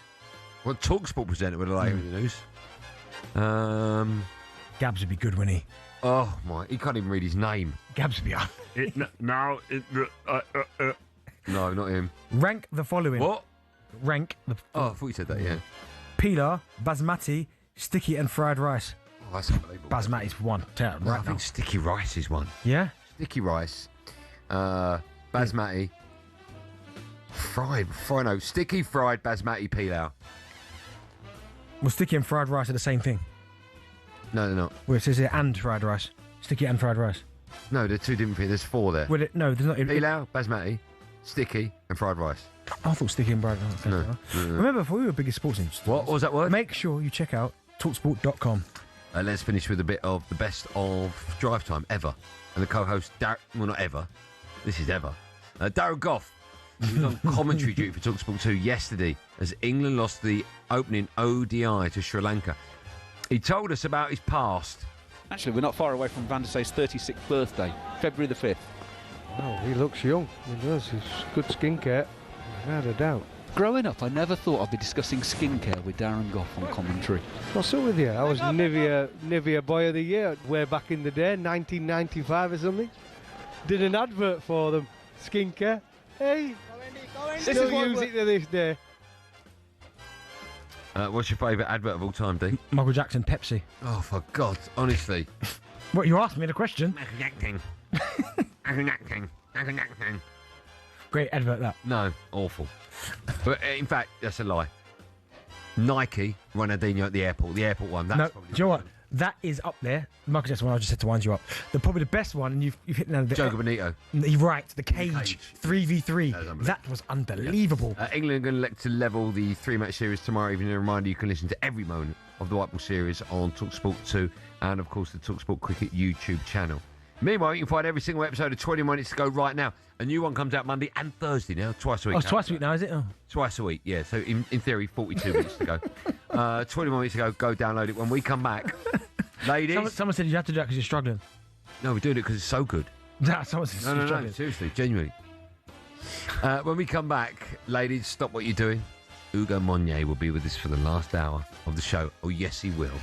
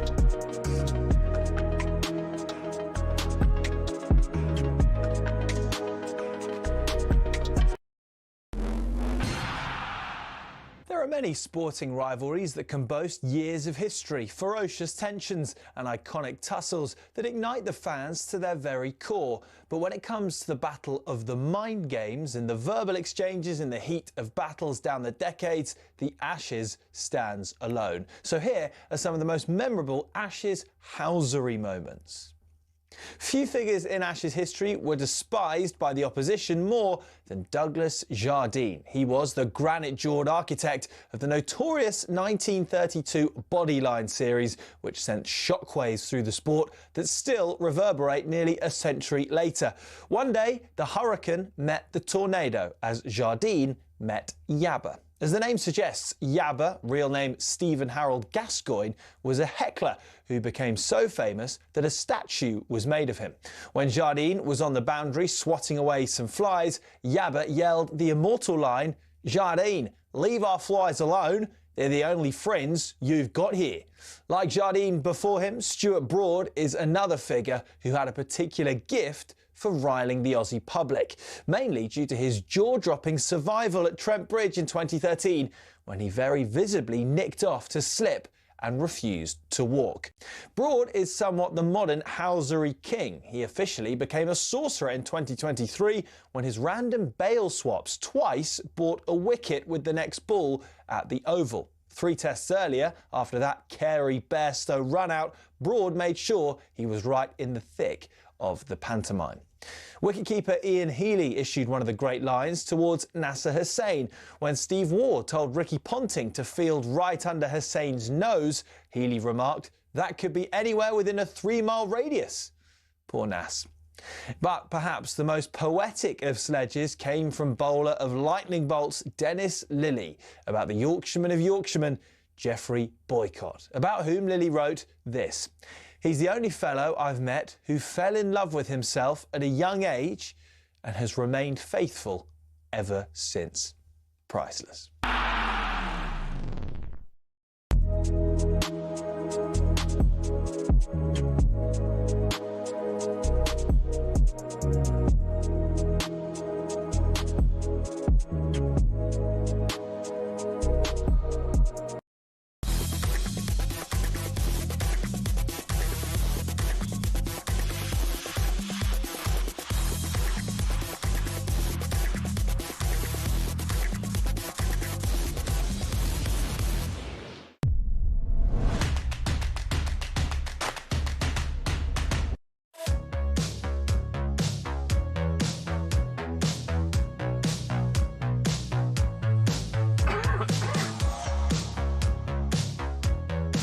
Well, back to the last hour.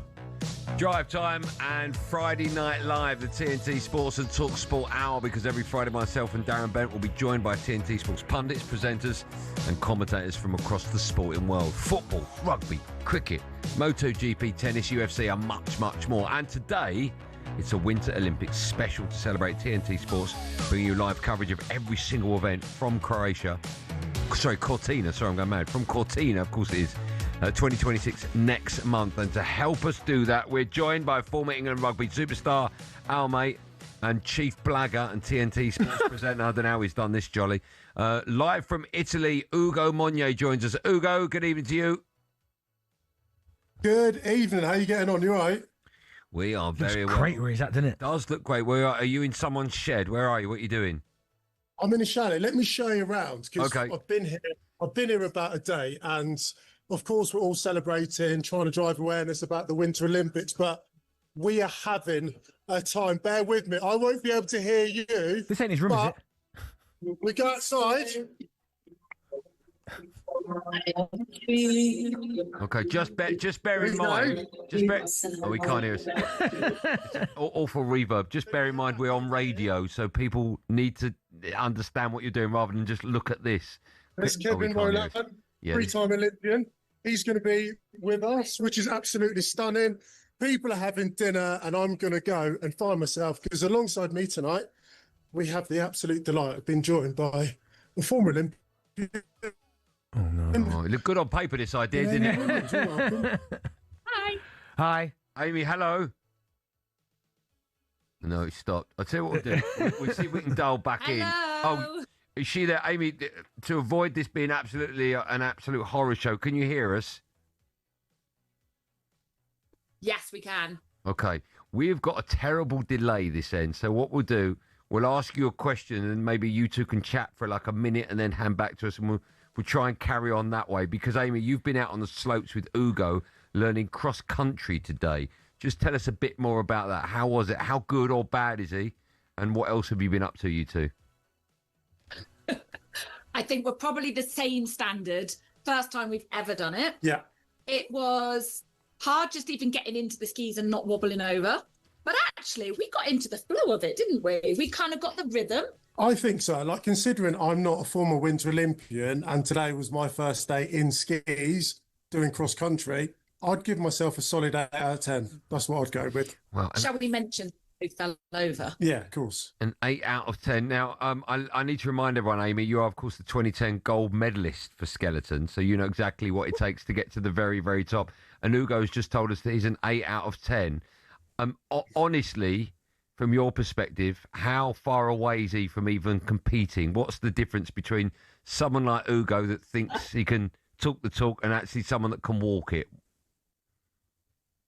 Well, considering I'm not a cross-country skier and we've started on the same level, there is potential because there is some strength and stamina in there. Yes, there is. Days. Yeah.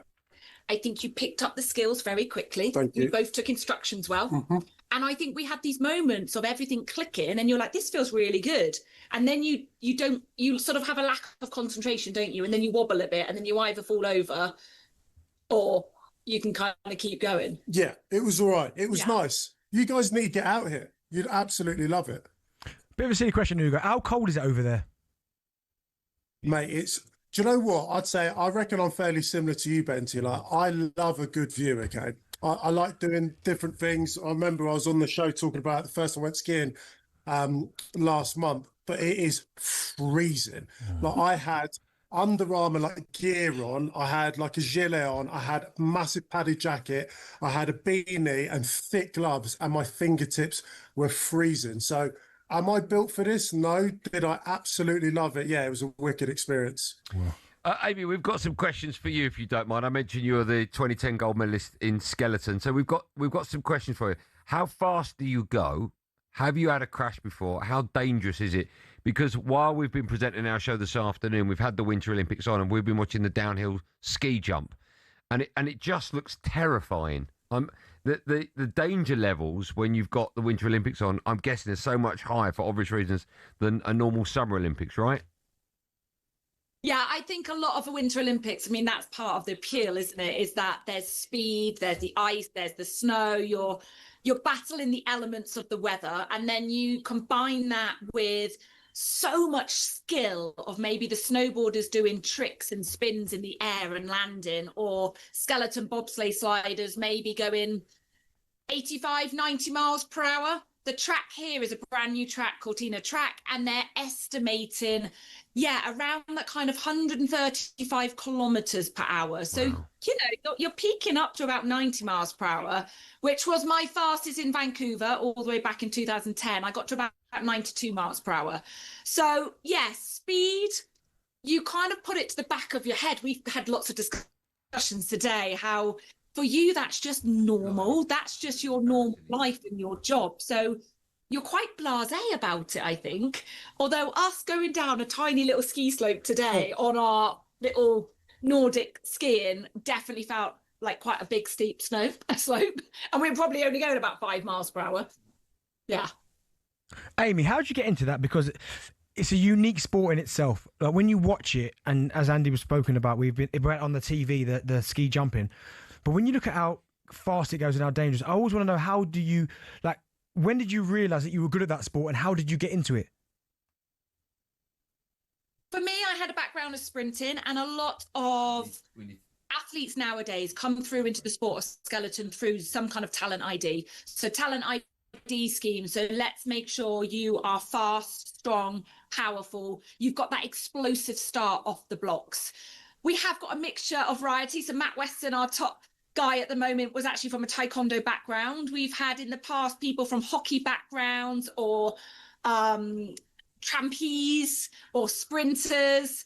And then once we've got that fast speed and explosiveness, we will then teach you how to slide on the ice. So then it is all about spending the winter months on different tracks all around the world, learning how to pop that speed and sprint that we practice on at the University of Bath on our special start track. And then you're learning how to drive the ice, a sled that you're lying on, and you're learning how to get the pressures in the corner and how to use those pressures to get the speed out of every corner. And then, having the very, very quick reaction times in order to make those quick decisions about your steers when you've got a very short transition time between in and out of each corner. So you've got to have that very mental, the mental strength, calmness, under pressure, but then sort of be able to battle that, maybe the fear of the speed, but knowing that speed has to be your friend, because if you're not friends with it, then you're not going to win your race. So there's a lot of elements that then come into the athlete and a skeleton or bobsleigh luge athlete. Amy, listen, we're going to go for a quick break. It's not the best line in the world. Just quickly, how are you getting on with Ugo? Are you aware he's got a reputation this end of being a bit of a ladies' man? Andy, you're wild. Hey, are you well? He is a gentleman. I know he's. That's the worry, though. He gave me his hand warmers today. I bet he did. Look, he did hand warmers. Hey, he's a gentleman. You're not well.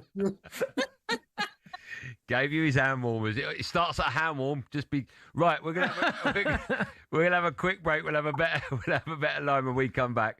You two look after yourselves. A reminder, of course, that you can watch every single event from Cortina 2026 live on TNT Sports and Discovery Plus. More from me and Bentley and the rest of the gang right after this.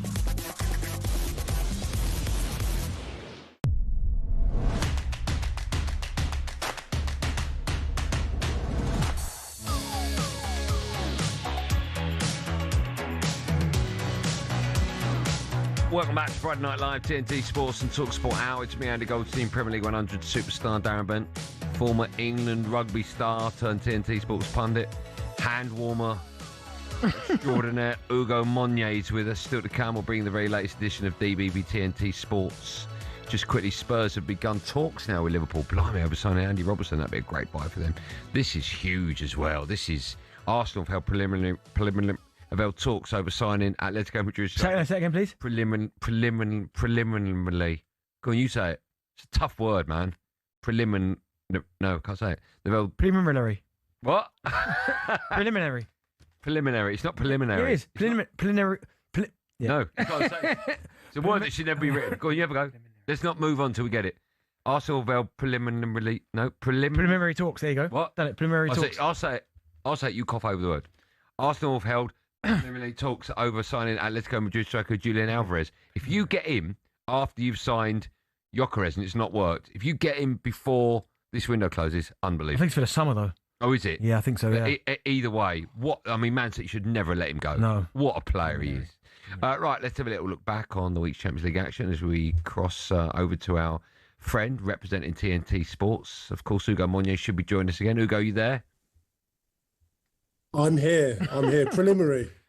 Say that again. Preliminary. Yeah. Say hand warmers. Mate, you're not okay today, I'll tell you.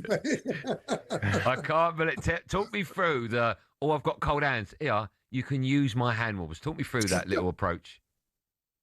Do you know what? Just when you're a gentleman, it's just something that just becomes natural. Like if you see someone that needs something, you do what you need to do to be able to help them out. It's no more complicated or no more difficult than that, brother. Like a damsel in distress, right? Honestly, exactly. Take my hand warmers, please. Right, listen, we've got lots to talk to you about, Ugo. We're going to start looking back at the Champions League action. Of course, it was live across the TNT Sports during the week. A good week for the English sides. 5 of them currently make up the top 8. The only exception, of course, is Man City.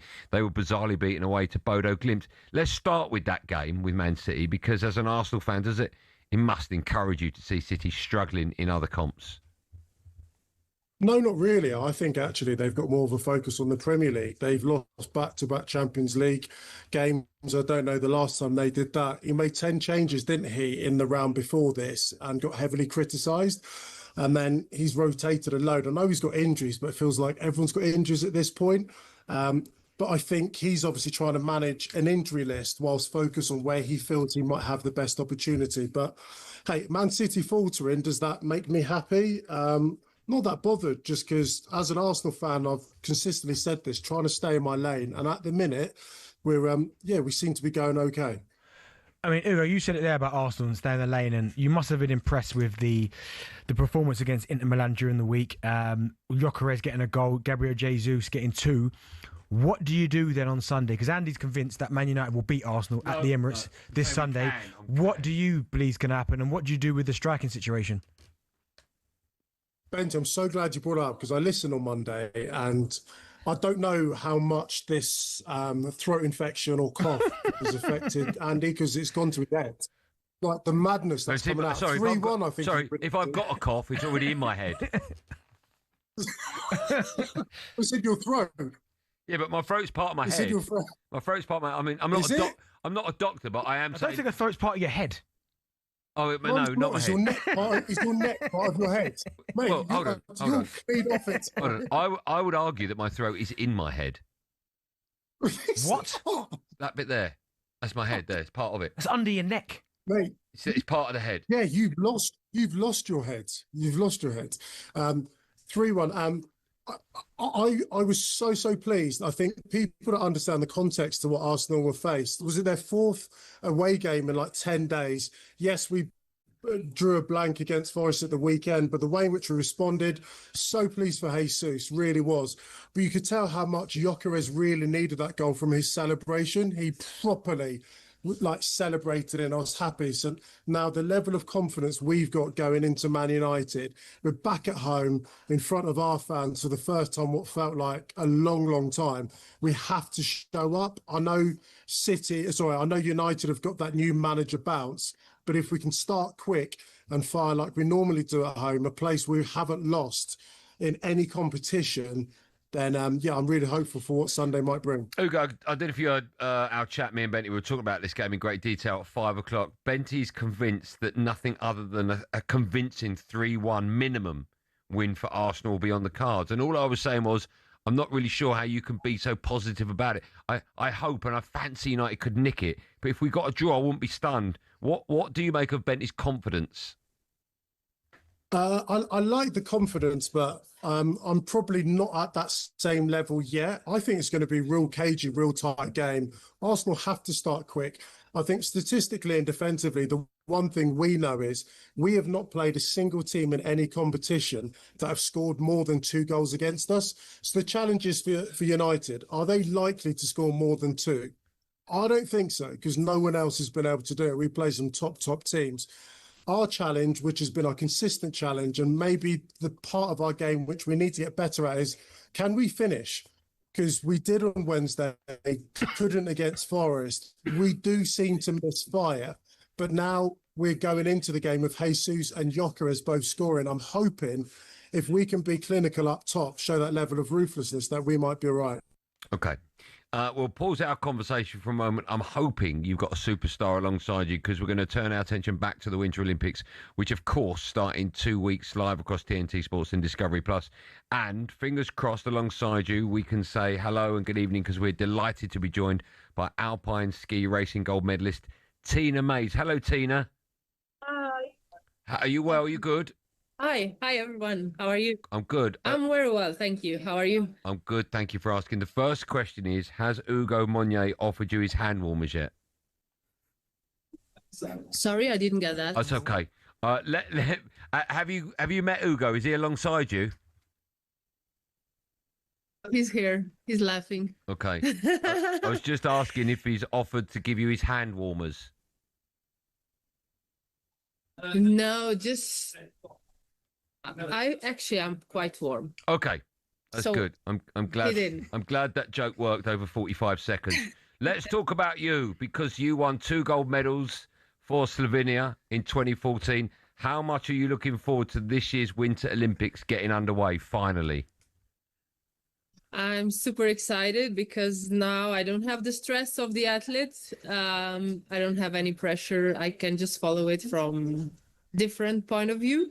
So for me, it's great to, I know what it takes to be Olympic champion, but it's also nice to be done with that part and have another possibility to work with HBO Max and all the channels to follow skiing, alpine skiing. And how big are the Winter Olympics in Slovenia? Are they big anyway, or are they big because of people like you? No, they are quite big because in Slovenia, it's a great tradition of alpine skiing. I'm coming from a village with 3,000 people, and we have 9 Olympians only in winter sports, which is quite impressive, and it has a big tradition. So even without my results, I think alpine skiing and winter sport in general will be very famous as we live close to the Alps. I mean, you won Slovenian Sportswear in 5 years, which is absolutely incredible. I think it might have been 6, actually. I mean, how proud are you to win so much and also play your part in putting ski racing on the map? Yeah, I mean, Slovenia is such a great land, not just of skiers. We have good cyclists, we have NBA players, we have NHL players.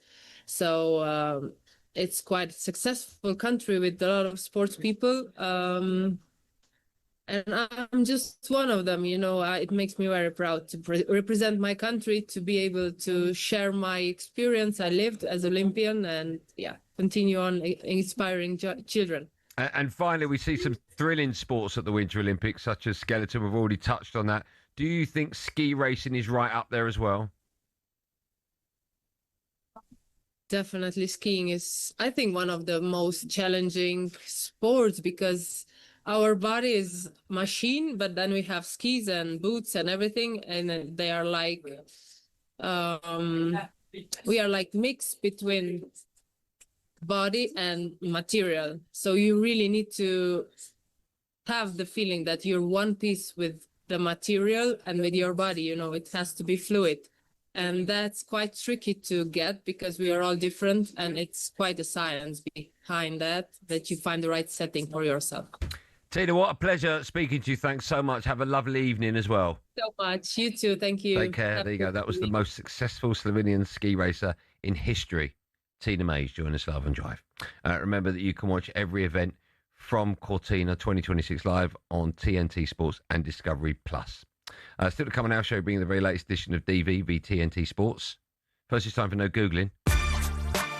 We want to know which player holds the record for scoring at least 10 Premier League goals in the most consecutive seasons. Which player holds the record for scoring at least 10 Premier League goals in the most consecutive seasons? The answer to that, and hopefully I'll have a rummage around.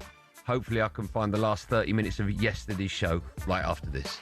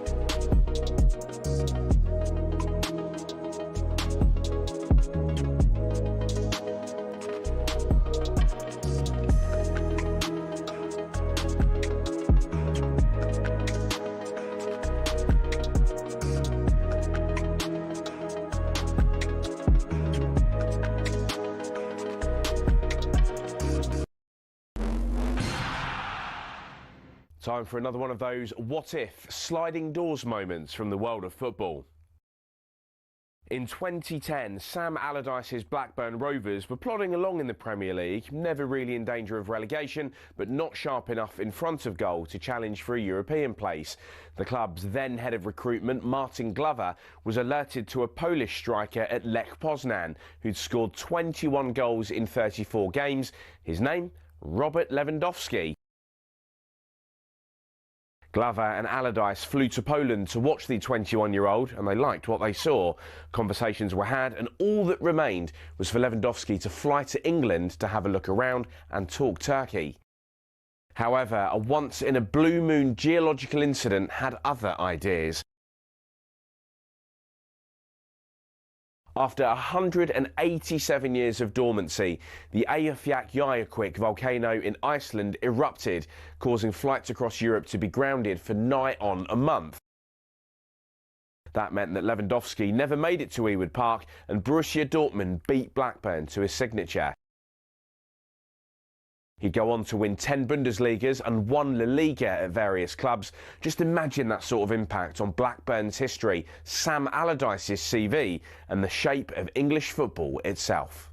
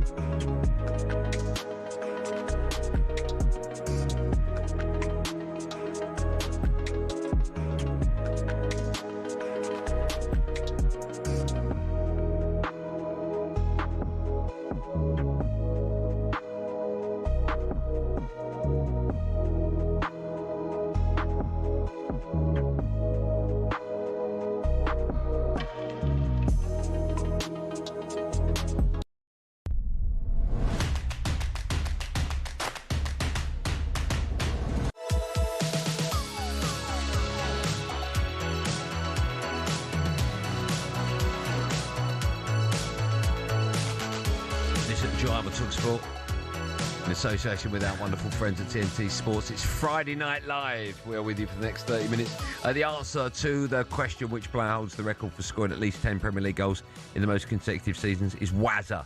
11 straight seasons for Man United. Sir Michael Caine has messaged in. What? Michael Caine, Sir Michael Caine. Not the real one. Oh, I don't know, do I? Oh, right, okay. No wonder 21 minutes ago isn't the most downloaded podcast if Goldstein makes jokes like that. By the way, I was never ever going to let that joke go. And with the delay, it was even more cringe. I wanted to go under the table. I know. You did go under the table. Yeah. All right, listen, I'll sit through a joke like that. But, see, that's how it didn't land. But in my world, that becomes funnier. Oh, no. Because it's so like, oh, my God, I can't turn off now. I need to see what happens. And that, for me, my world goes, this is brilliant. This is great. A reminder, follow us at 7, Adiola Debo, hashtag football. It's Friday tonight. He's got Rory Jennings alongside him. Now, tomorrow from 11 a.m, talkSPORT brings you live commentary of West Ham against Sunderland.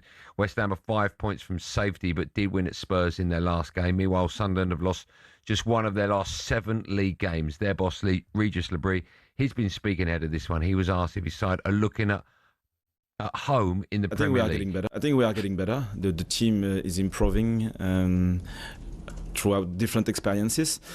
At the same time, there are no comfort zone in the Premier League. So Palace was a big challenge. I think we did well. It was on the edge. At the beginning of the game, they had a couple of opportunities. If they scored at that moment, the game can change massively. It wasn't the case, so we played a good second half. So it's important to say that earning points in that league is really tough. Fingers crossed we can get the views of Hugo Monye on this. Hugo, are you still there in your chalet with your hand warmers? I am. How are you doing? I'm very well. It's lovely to have you back. Let's talk about this game. Sunderland, they lost a lot of key players actually at AFCON. How well did they do to maintain decent form while the big players were away? It's actually remarkable, and considering lots of the big teams or established teams in the Premier League, and no disparaging remark on Sunderland, they might be one of the stories of the season. They're currently sat 3 points off the top 4. Like, that's insane. No one would have ever have predicted that come the start of the season. So I think they can go into this game against West Ham, huge amount of confidence. You almost get the feeling, a little bit like Tottenham, that West Ham have more pressure playing at home than playing away. If Sunderland score early, you can imagine that place will start to feel claustrophobic for the players as well as the home fans. So Sunderland, whilst their form's not been perfect, only one win in the last 5, I think they can go into this game with a huge amount of excitement. Hugo, when you look at West Ham, those last couple of results, winning in the FA Cup and then beating Tottenham as well, on the flip side as well, I've got a little bit of form now, a little bit of confidence in their performances. But also, you'd have to put down as well Callum Wilson, how important he is as well to this team. What do you do if you're West Ham? Because surely you have to keep him. Have to keep him. I mean, football, there's so many different metrics and so much different verbiage around it, but when you actually boil it down into its simplest form, you've got to score goals and you've got to keep the ball out of the back of the net defensively. Callum Wilson and what he's shown over the last few weeks, and I love the coincidence, or certainly how it's coincided with, there was chat about him leaving, then he bangs a win and you're like, he cannot go. He literally cannot go. When you're chasing for absolutely everything and you're fighting to stay in the league, and as Andy has already said there, you're 5 points away from safety. You have to keep players who are tried and trusted to be able to put the ball in the back of the net. If West Ham win in the early game tomorrow, they move to within, 2 points of Forest. I mean, that's going to so add to the pressure, right? Yeah, you're absolutely right. I think you get to this stage of the season where you have to start looking around at not just your own fixtures, but who else is playing in around you, because that's obviously going to have a huge focus on what happens to you. And Nottingham Forest at the moment, I mean, they got Brentford away on Sunday. They might fancy that. So, but then you've got the privilege of being able to play early. So if you can bank those points, if you can get 3 points, then it then puts pressure on Nottingham Forest the next day to try and do something different as well. Ugo, I want to get your views on a few other games the weekend. We've only got you for a couple more minutes. Man City playing at home to Wolves, I think is going to be really interesting. Man City have had a terrible few days, probably some of the worst they've had for a long, long time. Losing, of course, to Manchester United in the Manc Derby, and then going away to Bodo Glimt and getting absolutely smashed. They played a Wolves side that are fighting for their lives, but over the last couple of weeks have shown signs of improvement. How big a game is this for Man City? And even more so because they're at home.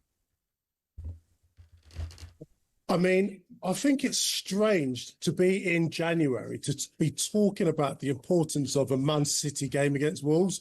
It really just goes to show how inconsistent their form have been.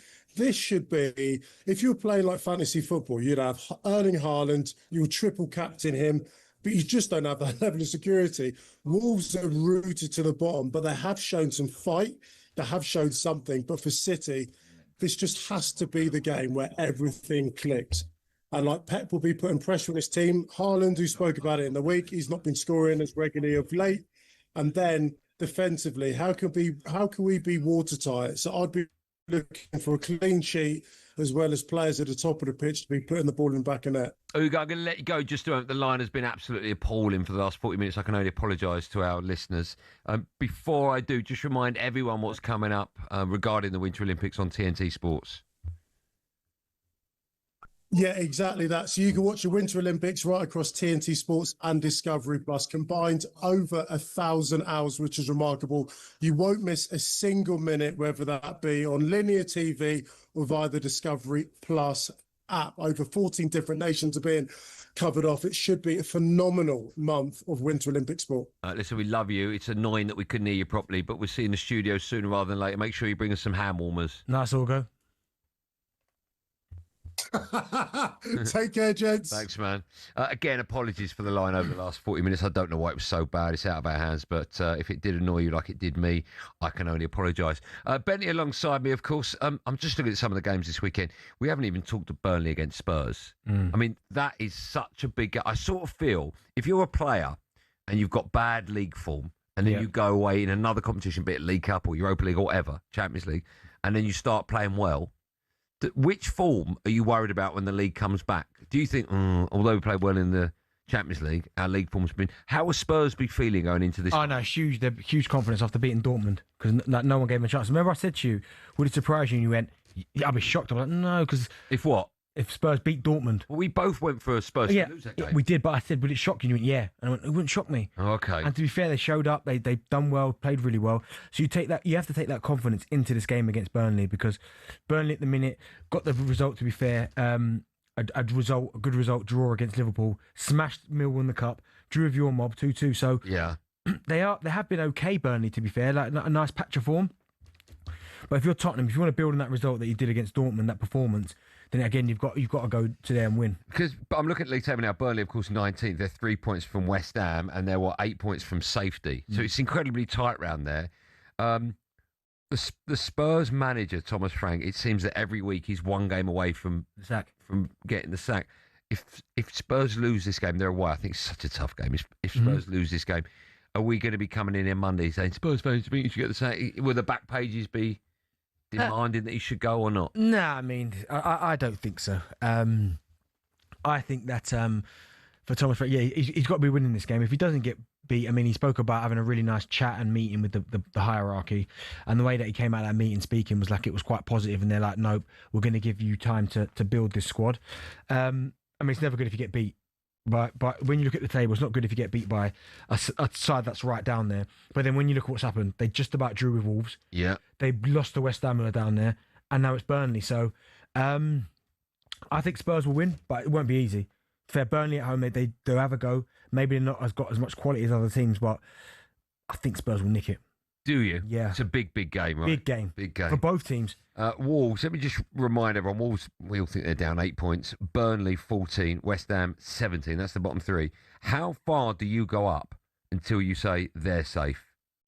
So you've got Forest on 30, on 22, Leeds 25, Bournemouth 27, Spurs 27. I'm going... Who's 100% safe, Benty? Well, 100% is a tough one, but I think Bournemouth will be fine. So I think it's Leeds downwards. Leeds and Forest are the only two that could get dragged into it. I just think Bournemouth got enough quality. And at this stage of the season, when you're struggling, what makes the difference between the team that stays up and the team that goes down? Is it the manager's experience? Is it belief? A little bit of that, but it's obviously consistency as well. Yeah. And belief. If you've got consistency, even if you nick a draw, then you get a point from somewhere. Like, it's just huge because also as well, when you're down there and you're picking up results, it's what the effect it has on other teams.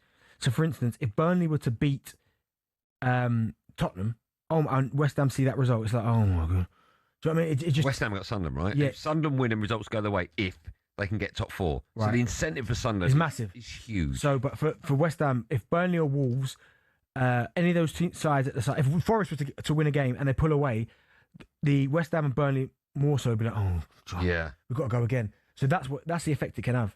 Okay. Who do you think's going to go down? I know it's early. Still a long way to go. I think Burnley, Wolves, and I don't know the third yet. You don't? Okay. If West Ham lose the weekend and I ask you that question on Monday, will you have more of an answer? Not really. Still too early? Yeah. Okay. A reminder, of course, that you can watch every event from Cortina. We've been talking about the Winter Olympics. 2026 is live on TNT Sports and Discovery Plus.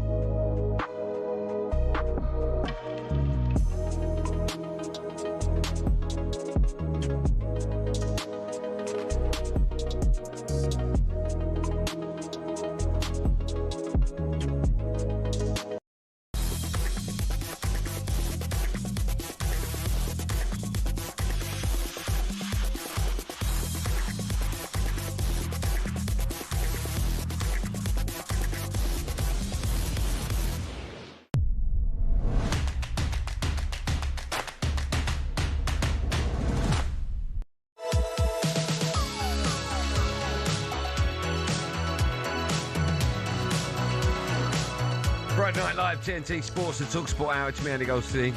Darren Bent is here. We were joined earlier on by a whole host of guests ahead of next month's Winter Olympics, including our mate Ugo Monye. A reminder, you can watch every event from Cortina 2026 live on the talkSPORT and Discovery channels. Following us at 7, Adi Oladipo hosting Football is Friday. Tonight he's got Rory Jennings alongside him. And, of course, over on talkSPORT 2, you can hear Derby against West Brom. Teams for that are in. Joe Shannon has all the details. Joe, happy Friday. Good evening to you. Good evening, Andy. 5 changes for both teams tonight. We'll start with Derby, who, if they win, go into the playoffs. Zetterström back in goal after illness. Bart and Elder come into the back line. Matt Clark is suspended. Travis skippers the side in place of Thompson in midfield. And Brewster replaces Blackett-Taylor in attack for Derby. For West Bromwich Albion, Eric Ramsey has started with 2 defeats from 2, conceding 8 goals in the process at the helm. A 5-0 defeat at home to Norwich on Tuesday night. 5 changes, as I say, including a debut for new goalkeeper Max O'Leary. Campbell, Diakite, Malumbi and Hegerber also come back in for West Bromwich Albion. It's live on talkSPORT 2, 8 o'clock kickoff with myself and Courtney Sweetman-Kirk. Derby County against West Brom. Yes, good work as always. That one on talkSPORT 2 from 7 p.m. Now, before One More Billy joins us for a Winter Olympics special quiz. Very excited about that. Let's hear from Crystal Palace gaffer Oliver Glasner. He's been speaking today ahead of their game against Chelsea on Sunday. He was asked whether he still feels abandoned by the club. Of course, I was thinking a lot about what happened before and after the game, and I was quite emotional after the game, and I think it shows how much the players, how much Crystal Palace means to me, because some could say, okay, well, why you care? You already told the club that you will leave in summer, but this is just how I am. I always feel, or how attached I am to the club, and in this situation with all the circumstances, and it's not that we sold. I just want to repeat it. I agreed 1 year ago in February, we had a meeting. I agreed to sell Mark. Yeah. It's all about timing and replacement. Yeah, that was the whole situation. I am surprised he's still there. He's not going to walk because, of course, if he walks, he doesn't get paid out. Yeah. But I'm just stunned. I don't know what that dress room is like. Yeah. Well, I don't know, man. It feels like he's holding that dress room together with duct tape. It's a very good point. But it feels like he wants to be sacked. No, I think he's just frustrated. Like, his star centre half's gone. He lost Eze. He looks like Mateta now. He's going, I'm out of here. I mean, come on. I know. I don't know how they're going to turn it around, do you? No, we're going so well, wasn't it? I mean, listen, don't get me wrong. Palace have had the best 18 months they've had in ever. Maybe they should just look at that and go, we're always going to be a selling club, right? There's nothing we can do about it. And we should just enjoy what's happened over the last year and a half. Wow. FA Cup. Wow. And the Community Shield. Yeah, and playing European football. Oh. Nuts. One more. Billy's joined us in the studio, everyone. He's shy. He looks like he's 10. He looks like he's 10. His mom should pick him up. He looks like he hasn't got a microphone on either. Can't throw this one, can you? I don't want to throw that one. Evening. 3/4 zip again? I understand. I can see now you got a quarter zip on. Yeah, you got makeup on. I've got makeup on. Eyeliner. Sorry. Are you coming back at me? Oh, yes. Is that what you do? Bit weird. Sorry about that. How's your day been, Bill? Really good, actually. I cares. You're coming back at me. I like that, Bill. High five, Bill. I quite like the look. Let me tell you now. No, you don't like the look, Bill, don't you? No, I do. Never bite the hand that feeds you. Yeah, true. Right? I quite like it, though. Don't try and... Why are you wearing eyeliner still? Get it off. It's purely my choice. I know it is. What's wrong with men with eyeliner? What you got a problem with that? No, not men. You look... I don't like that. No, you look ridiculous. Why? Other men, brilliant. Other men, brilliant? Yeah. Okay. What we doing, Billiam? Get us out of this hole we're in. It's Winter Olympics special. Yes. It's live on TNT Sports and Discovery Plus in 2 weeks. Yeah, it's good plug work. Yeah, so I thought I'd test your knowledge. On what? Winter Olympics. Okay. Andy, do you want to go first? Yeah, well, I'm good. It's my show. The ski jump forms a big part of the Winter Olympics. Yeah. How far was the furthest ever ski jump in metres? Do I get a choice? If you want them. Yeah, I'd love one. 101, 291, 501. 101, it's going to be much more than 100 metres because they're up in the air.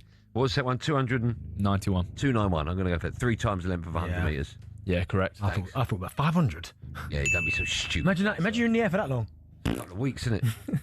Benty, which of these animals has not appeared at the Winter Olympics? Go on. Horses, dogs, Arctic foxes. The way your brain works, I'm going to go Arctic foxes. Yeah, they haven't appeared. Yeah. Horses haven't, dogs have. It's just, I know his brain. I don't think he's got his little P in there. Sled dog racing was a big part of the 1932 Winter Yeah, I thought it was there. Oh, you was there? No, I was injured. I was away. Andy, which of these countries... None of your business. Sorry, which country has won Oh, Billy, come on. the most Winter Olympic medals? Okay. GB, Norway, Canada. Well, you'd think it'd be Norway. You've thrown that in there probably. No. Canada, it's too hot. No. What? Some people think, and they're wrong. That's why. Canada. No, it's Norway. Yeah. Idiot. Loads of snow there. You threw me a dead herring, didn't you? Yeah, 405 medals. Okay. Yeah, GB are nowhere near it. All right, and slag us off. Sorry. Ad-libbing again. Yeah, well, I told you, stick to the script or get out. Benty, how old was the youngest person to ever compete at the Winter Olympics? I know it's 4. Go on. 4 years old. They threw him down his pram. So I remember it. Do you want some options? Yes, please. You want a rusk? 8, 11, 14. I'm going to say 14. It's much younger. Nah, 11. 11, I remember. What's the event? It was pole vault. Figure skating. Cecilia College competed for Team GB. I would like to know how the youngest person was doing the ski jumping. In 1932. They just pushed him down. Andy, what's the fastest someone has ever gone on a bobsleigh? Jeez. Okay, do you want it miles per hour? Yes, please. 700 miles per hour. Can I ask you a question?